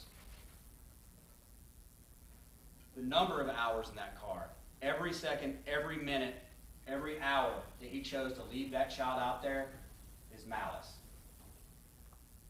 The Home Depot video of the defendant, how he parked, going back to the car at lunch, that is malice. And the defendant's own words, knowing what this would do to somebody. Oh, I would hate for that to happen to my son. Malice. Circumstantial evidence. And the judge will tell you later at the end of this case, direct evidence, circumstantial evidence, one isn't better than the other, they're just different types of evidence. What type of circumstantial evidence are you going to see in this case? Well, his behavior at the scene. You're going to hear about his lies to the police. omitting the things that convict him. You're going to hear about the script to convince the police. He had thought this out. The distance between Chick-fil-A and Treehouse, circumstantial evidence, and the time it took to get there when you piece the times on these videos together. Okay, expert evidence. In this case, well, first of all, you have the medical exam. You're going to hear about the autopsy. Cause of death, hyperthermia. Caused by being left out in that car for that long.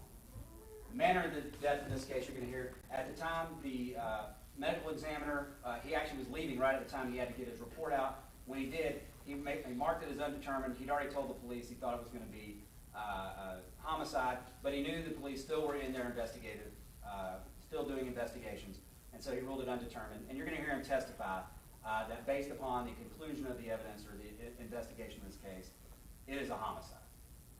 You're also going to hear about the damage that was done to this child from the medical examiner, about how he suffered this death. And there'll be no doubt that based upon the nature and the length of the suffering, this child suffered horrible physical pain, which is regarding counts 3, counts 4 and 5, cruelty counts. Cruel and excessive physical pain. There can be no more cruel and excessive physical pain than what this child suffered. Other expert testimony you're going to hear.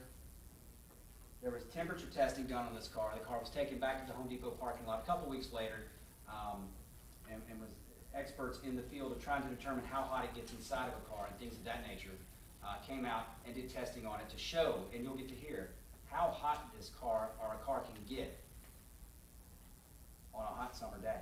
On this day that the defendant left Cooper in the car, it got up to 92 degrees. And just coincidence, happened to be the hottest day of the year that he chose to leave his son in the car up to that point. And you'll see there was a web search on his phone that he had Googled, why does it get hazy on a hot day? The day before the murder, and that he had gone to weatherpredictor.com the day before the murder. And so you're going to get this expert testimony about how this actually works, how cars heat up and things of that nature.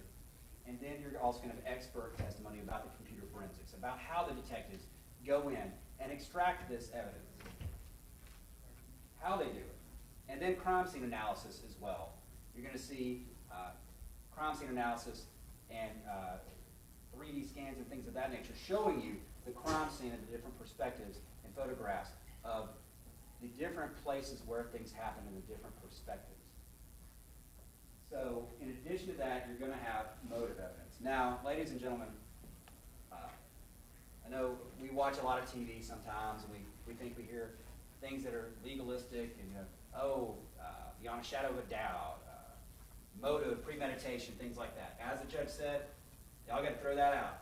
What the judge tells you the law is what you have to follow.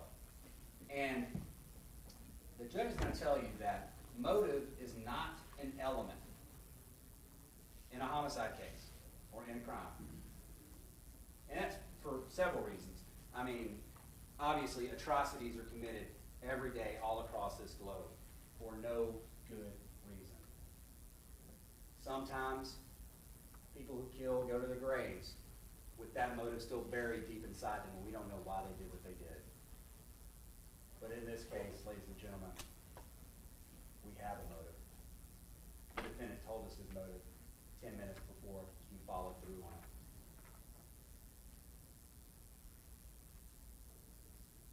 Motive evidence. Talking about wanting that double life, or leading that double life. You're going to see several messages where he specifically says, I lead a double life.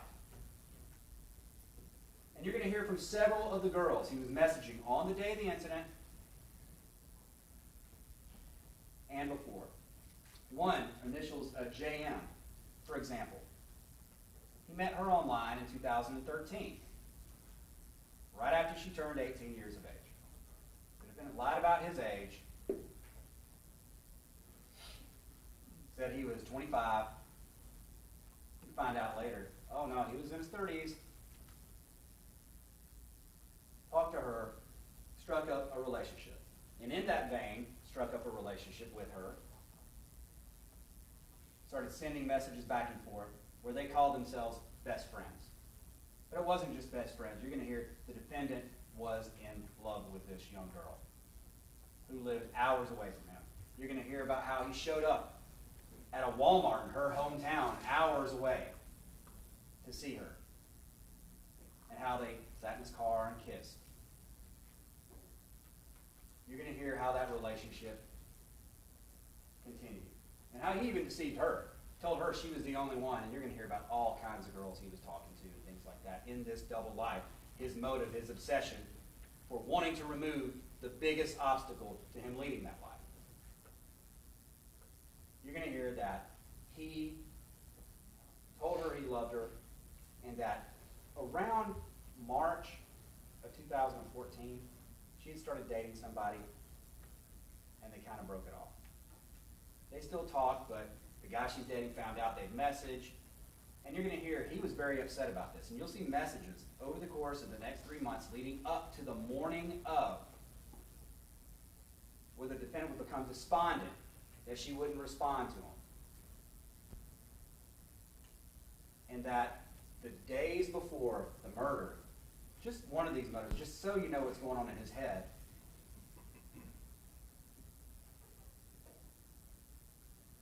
he had messaged her and she had cut him off. Basically, she was using, or they were using, a messenger application called Kik. Now, what you're going to hear about Kik is, it's mostly used by teenagers to message each other. I think we heard that during jury selection. Well, this grown man was using Kik. And that when you decide to get off a Kik or cut off somebody that's messaging you, you get a response that says, this person has left the conversation. This person has left the conversation. Well, in the days leading up to this, it had happened several times over those months, and it happened in the days leading up to Cooper's death. And that on the day before, he said, you're gone again, and that makes me sad. And on the morning of June 18, 2014, he made one last failed attempt and tried to message her with no response. That's just one example. And you're going to hear that, he would talk about his child. Once he got in there and was talking to these girls and was comfortable, found out they like kids and things like that. Some girls he wouldn't tell he had children or a wife, or a child and a wife. Others he would. When he found out that, he would talk about Cooper and things like that. And she'll tell you, yes, yeah, he talked about Cooper, said he loved him. Of course, nobody's going to talk to a girl they're trying to hook up with and say, I really hate my child or anything like that. But you'll hear about that. But you're also going to see that in the months leading up to this, those photographs and those comments lessen. You're going to hear from daycare that 2 weeks before this homicide, before this murder, the defendant had been sending a picture, texting a picture, taking a picture of his son every day and sending it to his wife to say, hey, we got here, he's here, got him to daycare. 2 weeks before this, he stopped. You're going to hear that he told the daycare workers he's just getting too old for that. And you're going to hear his talk about Cooper leading up to this lessons as well, as far as talking to these other girls. He wanted to be free to go out. You're going to hear messages that he sent in this regard to sleep with as many people as possible. His behavior, the evidence will show, was escalating and spiraling out of control leading up to this. Not just these underage girls or teenage girls that he was trying to start relationships with, but he was going to prostitutes. You're going to hear that on May 31st, 2014. He had numerous web searches for prostitutes and things of that nature. But on that day, he met up with one you're going to hear from her at a hotel in Marietta, Georgia, and had sex with her, while his wife and child were at home. You're going to hear that it spiraled out that 2 days before that, he was messaging what turned out to be a 15-year-old girl. And when he found out she was 15 and she'd sent a picture of his vagina, he said, well, make me a dirty old man. His behavior was spiraling out of control. And he says, right around that same point, that he was near a breaking point. He admitted he had a double life, and the motive evidence is shown through the messages at Chick-fil-A and while he's driving to work. All of these types of evidence will prove guilt in this case. This is a case of contrast. An innocent child versus a father who abandoned his responsibilities. This case is about a defendant that he wanted friends and family to see. He's very worried about perception. You're going to see that. Very worried about perception. Versus the real Justin Ross Harris. And it's about the life he was forced to lead versus the life he wanted to lead. You see, everybody, when the police talk to friends, family, things like that, family seems to be good. Seems to love his wife, seems to be a good father. Then you're going to hear from people who saw the other side. People who asked him how you could do this. After he brought up, I'm a lead guitarist in the church. Trying to use his role in the church as a guitarist in his messaging with these girls. A girl who asked him, does your conscience ever kick in 2 weeks before this murder? You know what his answer was? Nope. Where's the real conflict in this case? It's not who locked Cooper in that car. It's not how did Cooper die. And it's not who killed Cooper. The only issue in this case is there malice. Is he guilty of counts 3, 5, and 6 through 8? Or is there malice and he's guilty of all counts? And after you hear the evidence in this case, there will be no question he is guilty of everything he is charged with. This case will really be about the defendant versus the evidence. Now, we talked a little bit about the facts in the case. As the judge told you, this isn't going to be over in a day or two. We have to go through a number of witnesses, a lengthy investigation to make sure that they've done everything they needed to, the Cobb County Police did. Where it would have been so easy just to say, you know what, we're going to chalk this up as negligent homicide and not look any further. So it's going to take a little while. But in that, not only about the things we talked about, the video showing he's guilty, the messaging showing he's guilty, there are other things they're going to show he's guilty. And it's the defendant versus the evidence. Okay. Triggers. As the defendant said, as you are going to hear, he tried to say that, I must have forgotten him on the way to work. You're going to hear about several things, several triggers, that if he had really forgotten that child and was really just negligent about this, he would have remembered. First, he took Cooper to daycare almost every morning. You can see the Home Depot building where that daycare is from the intersection that he drove through. You're going to hear about an email to the defendant about a vacation 10 minutes after he parked that car. Now, you're going to hear about this because in the defendant's statement to the police, he tried to say, well, I totally would not have done this intentionally. We were planning a vacation. We were planning a vacation, a family vacation. Cooper was going to go. You're going to hear that while he portrayed it that way, and it was portrayed that he was really pushing this, you're going to hear how it really went down. The computer evidence is going to show that while he did, on June 9th or so, there were texts, emails back and forth about, hey, let's go on a cruise, things like that. He was supposed to follow up with a travel agent. And you're going to hear that he got a text. You're going to see the text to the defendant from his sister-in-law saying, hey, have you followed up with that travel agent yet? And he doesn't respond for a while. But then, finally, he says, oh, yeah, I'm waiting to hear back. But you're going to see the email records. He hadn't done that yet. It's only after getting texted by his sister-in-law that he actually did that. And then he sent an email to a travel agent on the day before the murder. And then you're going to hear that that next morning, 10 minutes after he would have walked in the building, he got an email back from her with options. An email he never responded to because he knew there was no way going on that vacation with Cooper.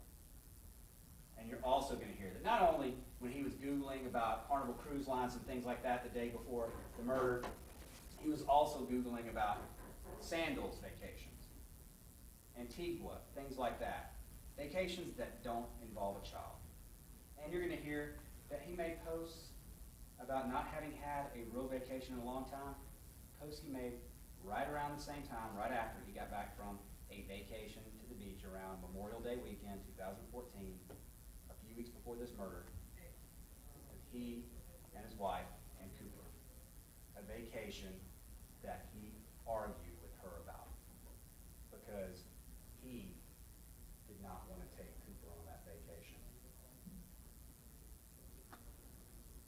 So when we start talking about vacation, keep all that in mind.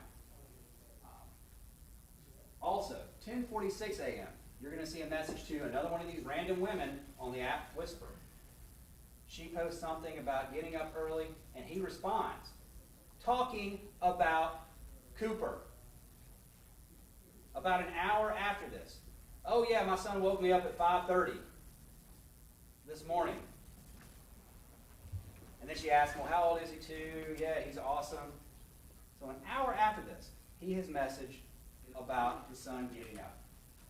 And then at 10:49 a.m., his wife actually texts him. An hour and 20 minutes after getting out of the car, you get to work okay? And he says, yep, yep. And you will see on the phone, right above that, where she asked this, there's Cooper's name. I've got Cooper from a message the day before after he picked the child up. I've got Cooper. If he had really forgotten his child, that would have been a trigger. But it wasn't, because we all know, and the evidence will show, that this was intentional. Also, he got an email from Little Apron Academy that day. Where in the world, you guys may know, the daycare send emails sometimes about, what's going on today, things like that. He got an email that day as well. And then his text to Leanna at 3:16 p.m. When are you going to get my boy? When are you going to get my buddy? Trying to figure out what time she was going to leave. Because it wasn't like you can hear that she worked anywhere close to where that daycare was. Unlike him, you're going to hear that she worked about 50 minutes away. And he knew he had lag time, and it was going to take her a while to get him, and he was trying to figure out when it was he needed to leave. Let's talk about some things that were not in his routine that you're going to see. It wasn't his routine to skip lunch in order to work, and you're going to see chats between this defendant and his buddies. They chatted on G-Chat all the time. His buddies, Winston and Alex, who also worked at Home Depot, but worked in the main headquarters across the street. They went to lunch like every day, would always go out to eat, and in their chats talk about, what are we going to eat today? What are we going to do this? When are we going to do that? You're going to see from these chats, this defendant never talked about skipping lunch to get work done. You're going to hear about his schedule. He could kind of come and go as he pleased. He would come in 9, 9:30, leave 4, 4:30, 6, whatever. It was very flexible. But this day, he said, you know what, guys? I think I may skip lunch. I may beg out today. I want to be able to leave early to go to this movie. What else is not routine? To tell friends that he would only go if someone else was driving. On this case, on this day, while they're asking him about lunch, he says, okay, well, y'all convince me where we're going to go. And then he says, well, I'll go if y'all come pick me up. He hadn't done that before. And you know why he did it? Because he knew he couldn't drive, because he knew he was in that car. It was not his routine to have his friends drop him off at his car. His friends would say, no, that was out of the ordinary. He didn't usually do that. They stopped him at light bulbs, of all things. And he had missing light bulbs that were out in his house. But they never stopped for him to drop something off in the car. And he had no problem bringing things into to the office with him. As you're going to see, a week before this, the defendant was seen on video and witnesses saw him come into the office. And that day, he didn't have a problem bringing something into the office, something that doesn't talk, something that's not alive. He brought his guitar in. He remembered to bring his guitar in a week before. And when people asked him about it, he said, you know, I don't want to leave my guitar out in the car so it gets hot. There's no problem bringing things into the office. And as we already talked about, asking his wife what time she's getting Cooper, after it was already decided that she was definitely the one picking up. There had been no reason for him to ask that. Okay, emails. Knowledge and state of mind. How was this formed in his head? How did he come up with this? You're going to hear about emails that go to his knowledge and state of mind. Emails about children being left in cars. Don't leave your children in the car. Things of that nature. He received 2013. His wife sent him a link about this happening to somebody up in New York. 2014, in May, about the Look Again campaign. In April 2014, the Look Again campaign. At the scene, minutes after pulling his dead child out of a car, he's already spouting out, I didn't do a second look. And then, an hour or so after this, telling the police that he just wants to be an advocate, like the guy I saw on TV that this happened to, just like me. And then the video we talked about, how hot does he get in a parked car 5 days before the murder? We talked about the double life. We talked about the fact that he let everybody think, and everybody thought that his marriage was good, there were no problems. He was very proud in his conversations about his work with the church. And you're going to hear that this double life, he portrayed himself as, even to the people that he was communicating with, very involved in his church, and actually used that, hey, I'm a lead guitarist to some of these younger girls. And you're going to hear that he led a double life. Those two things don't jive. You're going to hear that the defendant had a double life that was spiraling out of control. And then, in addition to all that, it comes back to the common sense, basic facts in this case. 0.6 miles, just a few minutes away. 30 seconds with Cooper after the car was parked. Back to the car at lunch, and then the departure. And that stench. During this trial, remain focused. Remain focused on what's important. Focus on the defendant and what he did. This case is about Cooper. This case is about what was done to him. And this case is about who is guilty for doing it. And the evidence in this case, it will be clear about all three things. The defendant's own words. The defendant versus the evidence. The defendant's own words show that he's guilty. The defendant's incriminating and conflicting statements, his texts and emails, what he really intended, what he said before getting caught, and his attempts to manipulate the situation and commit a fraud upon everybody in this investigation. Remember all of these things during trial.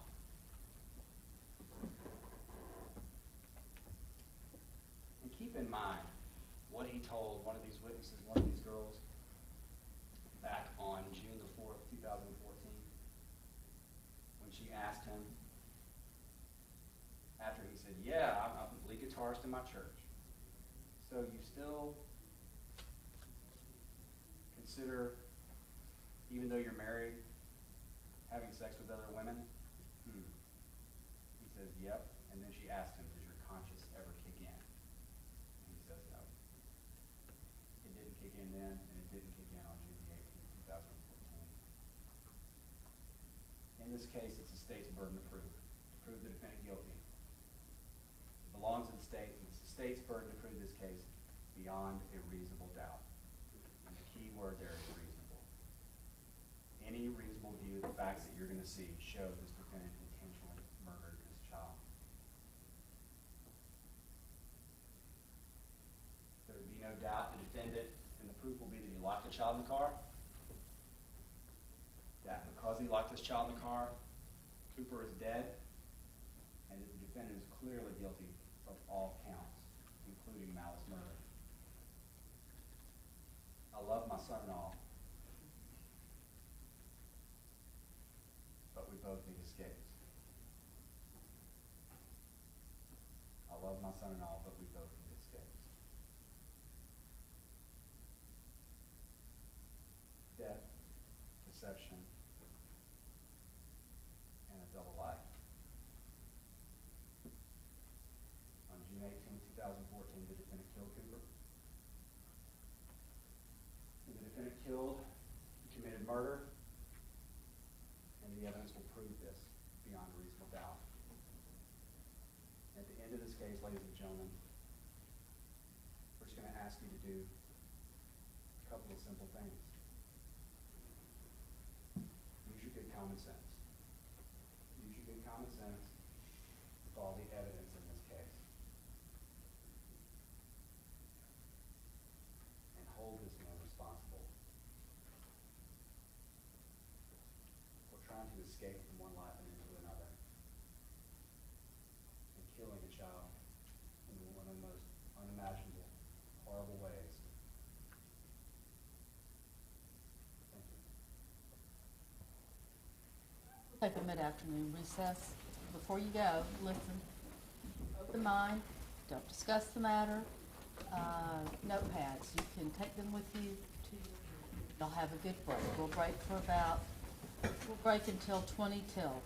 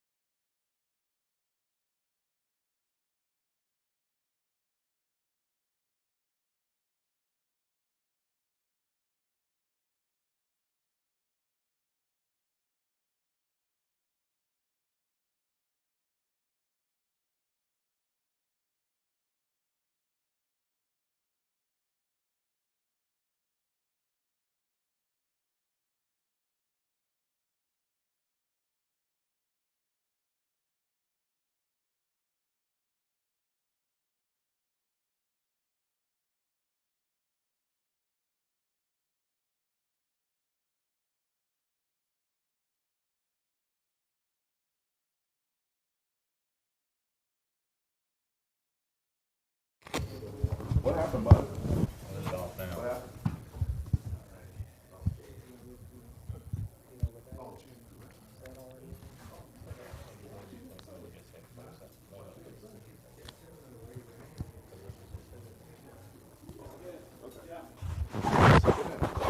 microphone. So you don't need the Microphone. Yeah, we're having some audio problems, so we try to bring our own mics in. Okay, okay. We've got 10 minutes. We've only got 10 minutes.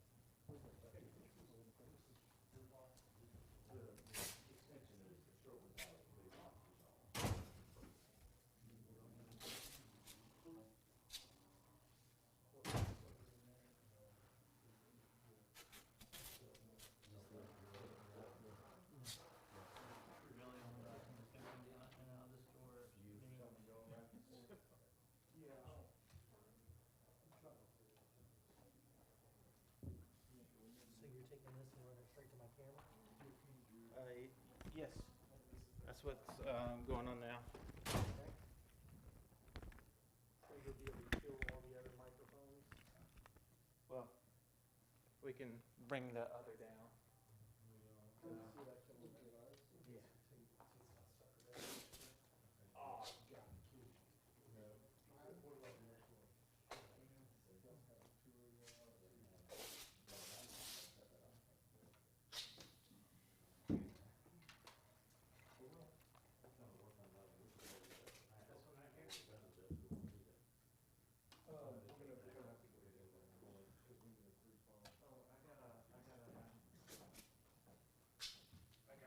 I got a ground lifter. Can I go ahead and move this? Yes, sir. Is this Chuck's? This might be Chuck's. I may better move this. So, actually, are you going to be wondering like Chuck, or are you going to stay on podium?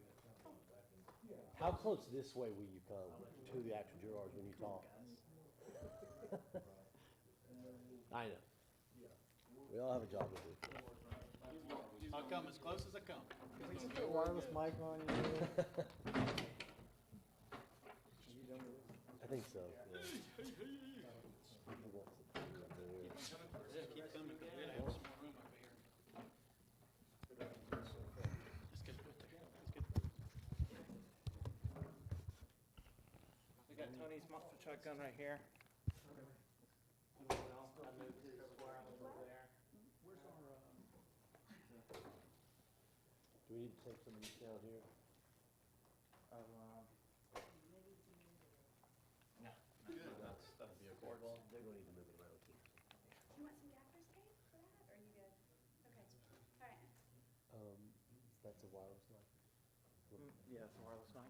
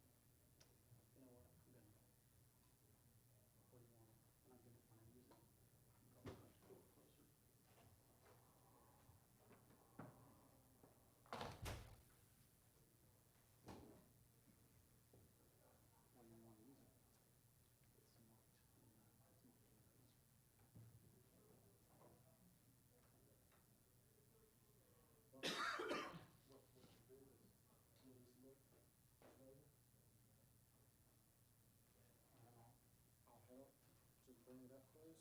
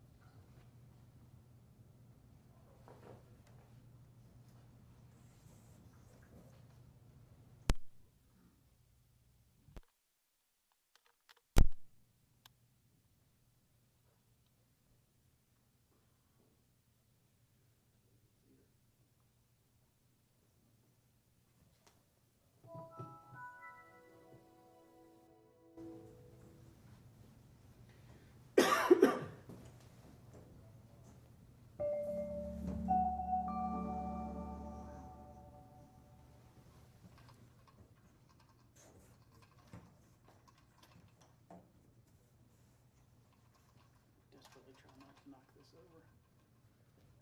Well, I'm gonna move it there once you're ready for it.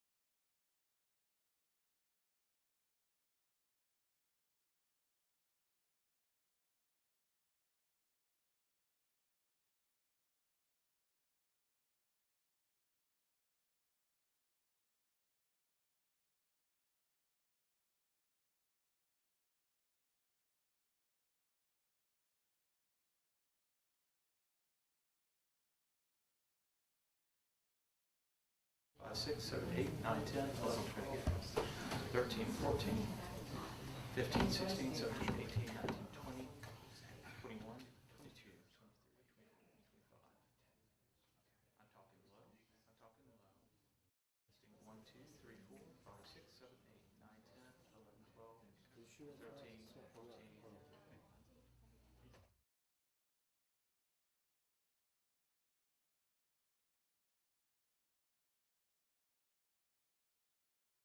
13. Oh, it is? That's Oh. 3, yeah. Whoops, 3. Testing 3. Hey, Jay. Okay, so this is the podium mic. I don't know if you can see David where he is. No, the system is 4. Oh, is it? Yeah, system is Okay. 4. Podium shotgun mic is 3. Okay, 3. talk on that one. Channel 4. Channel 4. Testing 1, 2, 3, 4, That 5, sound good? 6, He's 7, like 8, right 9, up on it. 10, 11, 12, 13, 14, 15, But 16, loud enough. 17, 18, 19, 20. But loud enough. I'm talking low. 1, 2, 3, 4, 5, 6, 7, 8. Well, it's because it's all the 8, mics. 9, So, 10. that's the system. Yeah. It's not just that one mic, it's the entire system that you're getting. So, okay. Okay. Yeah, through the one channel, yes. You want to try the shotgun mic? Okay. Shotgun mic. Testing 1, 2.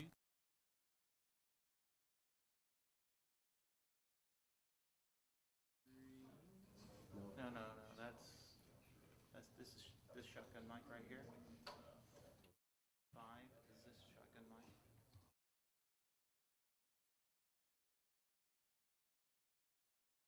5. Oh, no. Test 5. Testing 1, 2, 3, 4, 5. 1, 2, 3, 4, 5. 1, 2, 3, 4, 5. 1, 2, 3, 4, 5.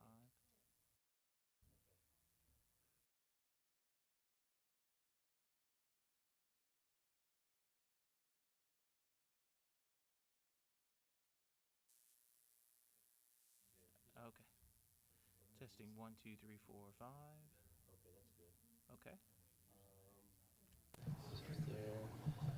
You want to check this mic, or you gonna leave this mic in play? Yeah. 1, 2, 1, 2, 3, 4, 5. 1, 2, 3, 4, 5. 1, 2, 3, 4, 5. This one right here, Jeff. The one that I'm patting. Did you hear it? That mic is clean. He says that mic is the cleanest mic we have. Oh wow. Tape down. With the Okay. desk moving all anymore, This so is everything tape down. this is 6. We got more tape if we need to tape anything, not prep. No, I was trying to see if we can move it, but This one. which one up here, we can't move it. This one right here, 6. Right Well, now, when I was patting on that one, he thought Yeah. he was responding Is to that possible, or is it not taped? it Which is. is actually If you move that a little bit, about then you could 6? put it right there.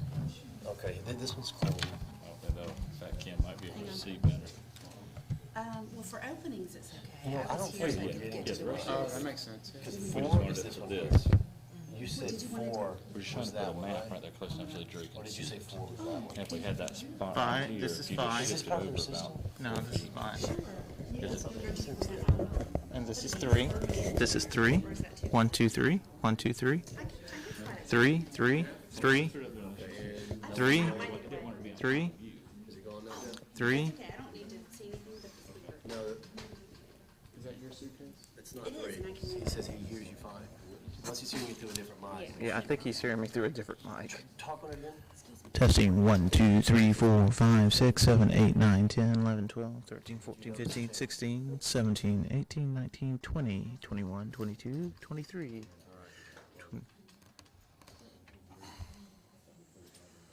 What do you have in 1? Nothing's in 1. Nothing's in 2. And, This one's 3. okay, that one's 3. Okay, good. 3. That one's good. 4 system. 4 is the system. Got it. 5 is this one. Okay. So let's talk on that one. That's one we didn't set. This Yeah. one. Okay, let me give you one more mic to talk on. Testing 1, 2, 3, 4, 5, 6, 7, 8, 9, 10, 11, 12, 13, 14. I'm right up on the mic. Right up on the mic. Testing 1, 2, 3, 4, 5, 6, 7, 8. Testing 1, 2, 3, 4, Well, 5, I've got it 6, turned all the way up. It's the shotgun. 7, 8, 9, 10, 11, 12. Okay, we're good. Okay? That's well, we can deal with that for now. You want me to go to 5? That was 5, right? That's 5. Oh, sorry, 6. You want me to go to 6? Yeah, I didn't know there was a 6. Which one's that? 6 is this one. Okay. Say we're gonna give you one more mic, Jeff. Okay. 1, 2, 3, 4, 5, 6. 6. 6. Good. Testing 1, 2, 3, 4. Good. Okay. Good? Yep. Now, system. Do we have. Yeah, we did the system. Okay, system's back You up. heard it. That was system, right? This is system. So just check this one mic again, Jeff. The podium mic. Okay. This is system. Testing 1, 2, 3, 4, 5, 6, 7, 8, 9, 10, Okay. 11, 12. Good. Mr. Rodriguez is looking When at he us today. stands at the podium, we'll get that. Testing 1, 2. Of course. I'm talking Okay. with presence. Trying to talk. Now I'm turning it back up. 11, 12, 13, 14. I'm talking low. I'm talking Okay. low. Talking low. Testing 1, 2, 3, 4. But Okay, I'm gonna this walk is- off mic. This is tons better, right? Okay, walking off mic. He's off mic, Jeff. I am off mic. Testing 1, 2. He's off mic now, Jeff. Off mic. Off mic. Testing 1, 2. He's not talking very 2, loud. 3, so- 4, 5, 6, 7, 8, 9, 10, Can you hear 11, him? 12, 13, 14, 15. Yes, sir. Because you know what Yeah, is but date and what. he's also not talking. Can you shift the court reporter station towards, Okay. All right, well, good. I think we're fine then. We can just try. We're having, You want to shift 2 feet? yeah. Okay. hold on, Jeff. I need to help him move some stuff around. Okay, great, thanks.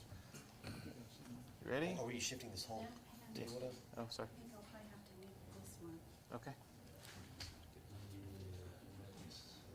Easier said than done, isn't it? Okay. Yeah, sure. If it can't be done, it can't be done. I think we can do it. Oops. Okay. Okay. Yeah, okay. Okay, ready? 1, 2.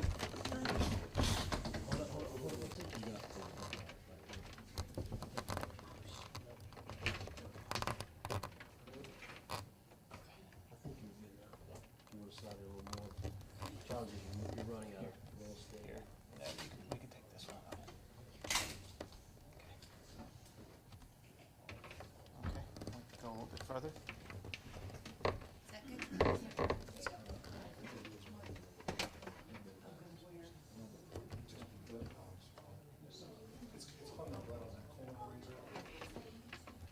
Is that good?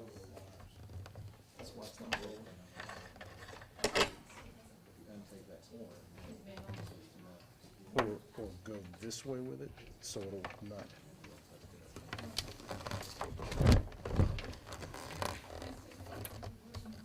Yeah, I don't know. You You're go not any gonna be further? able to go. I'm not sure what this is here. This is.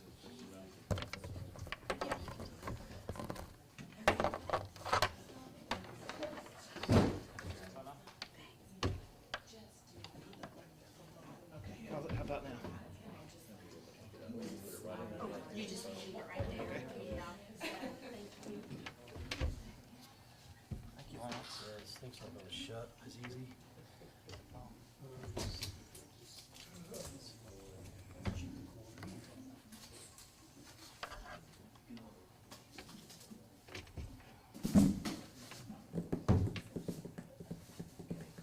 How that shuts. Yeah, I think it's gonna, I think the audio, he said the audio's clean. The buzz is a little bit weird, you know. No, that's good. There's lots of ambient noise.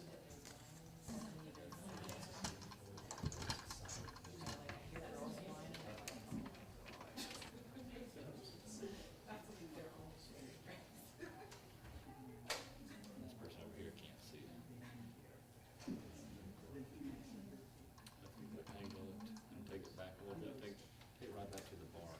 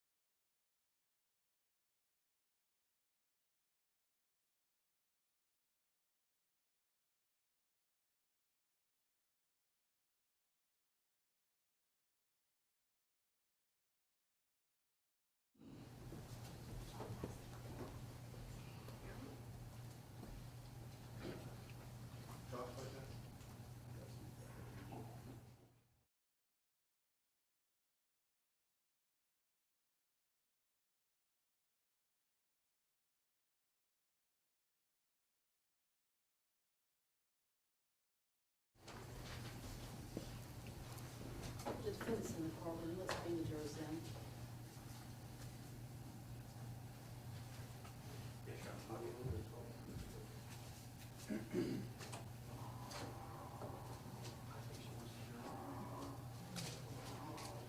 Yes, let's bring them in.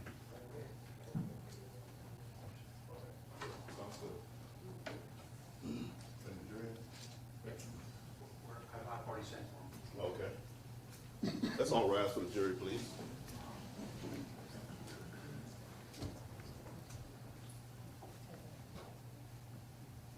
You sit anywhere. No, you sit anywhere. No, I don't believe so. I believe No, they can sit anywhere. there's no assigned There's no seating. assigned seat, just- Okay, just have a squat. Just sit. Yeah, where y'all are comfortable, but Yes. what'll happen is you'll have assigned seating, you'll do it yourselves. That's just the nature of juries. Y'all come on in and get comfortable.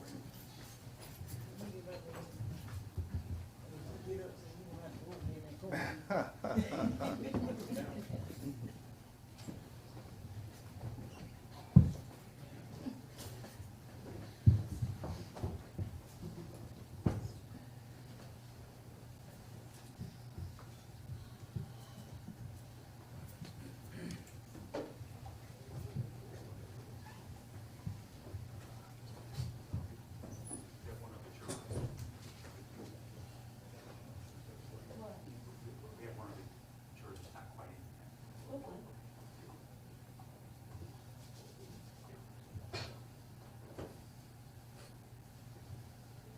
Yeah, if you go, just find a seat.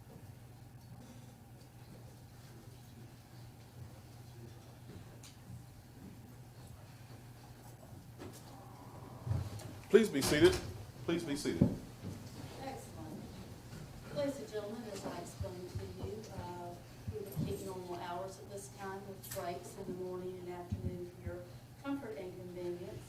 It's a little bit after 5 o'clock. It's not time to move into the defendant's opening statement.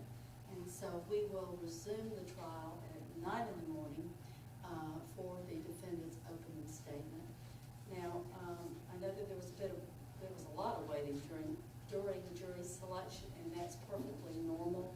It's just extremely hard to gauge jury selection. Trials are different. If everybody's here and where they're supposed to be and in place, then we can start at 9 o'clock, or at least shortly thereafter. And once we take a break in mid-morning, say around 10:15, 10:20, we can start back at 10:30 and go until noon. And then we can start back about 1:30, 1:15, and go until about 3, and then take a comfort break, and then keep working till about 5 o'clock. And once we get into that rhythm and routine, we'll have a pattern and we'll be able to begin to make progress with the case. Things sometimes have fits and starts in how they move along, and that's the nature of things. So our patience is important, our cooperation is important, our positive thinking and attitudes is very critical to having something with so many moving parts come together, gel, and begin to move forward. And we're right there. I've worked with juries for a long time. I've been doing work with juries since I was 24 years old. It's almost 40 years now. Long, long time I've been working with juries. They're remarkable in the service to the community, the importance of what juries do. Also remarkable how things come together and people begin to be task-oriented. Task-oriented to the work at hand to be done in an excellent way. And we're almost there. That's my sense of it. And one thing I am fairly confident about, of course when you get confident is when you're in trouble. But I am confident that we're moving in that direction. So, I'm going to excuse you all till 10 till 9 in your jury room. The bailiffs will tell you exactly where to come. There is a place downstairs where I believe there's, can you help with that? Yes, ma'am. To let you all know where to park.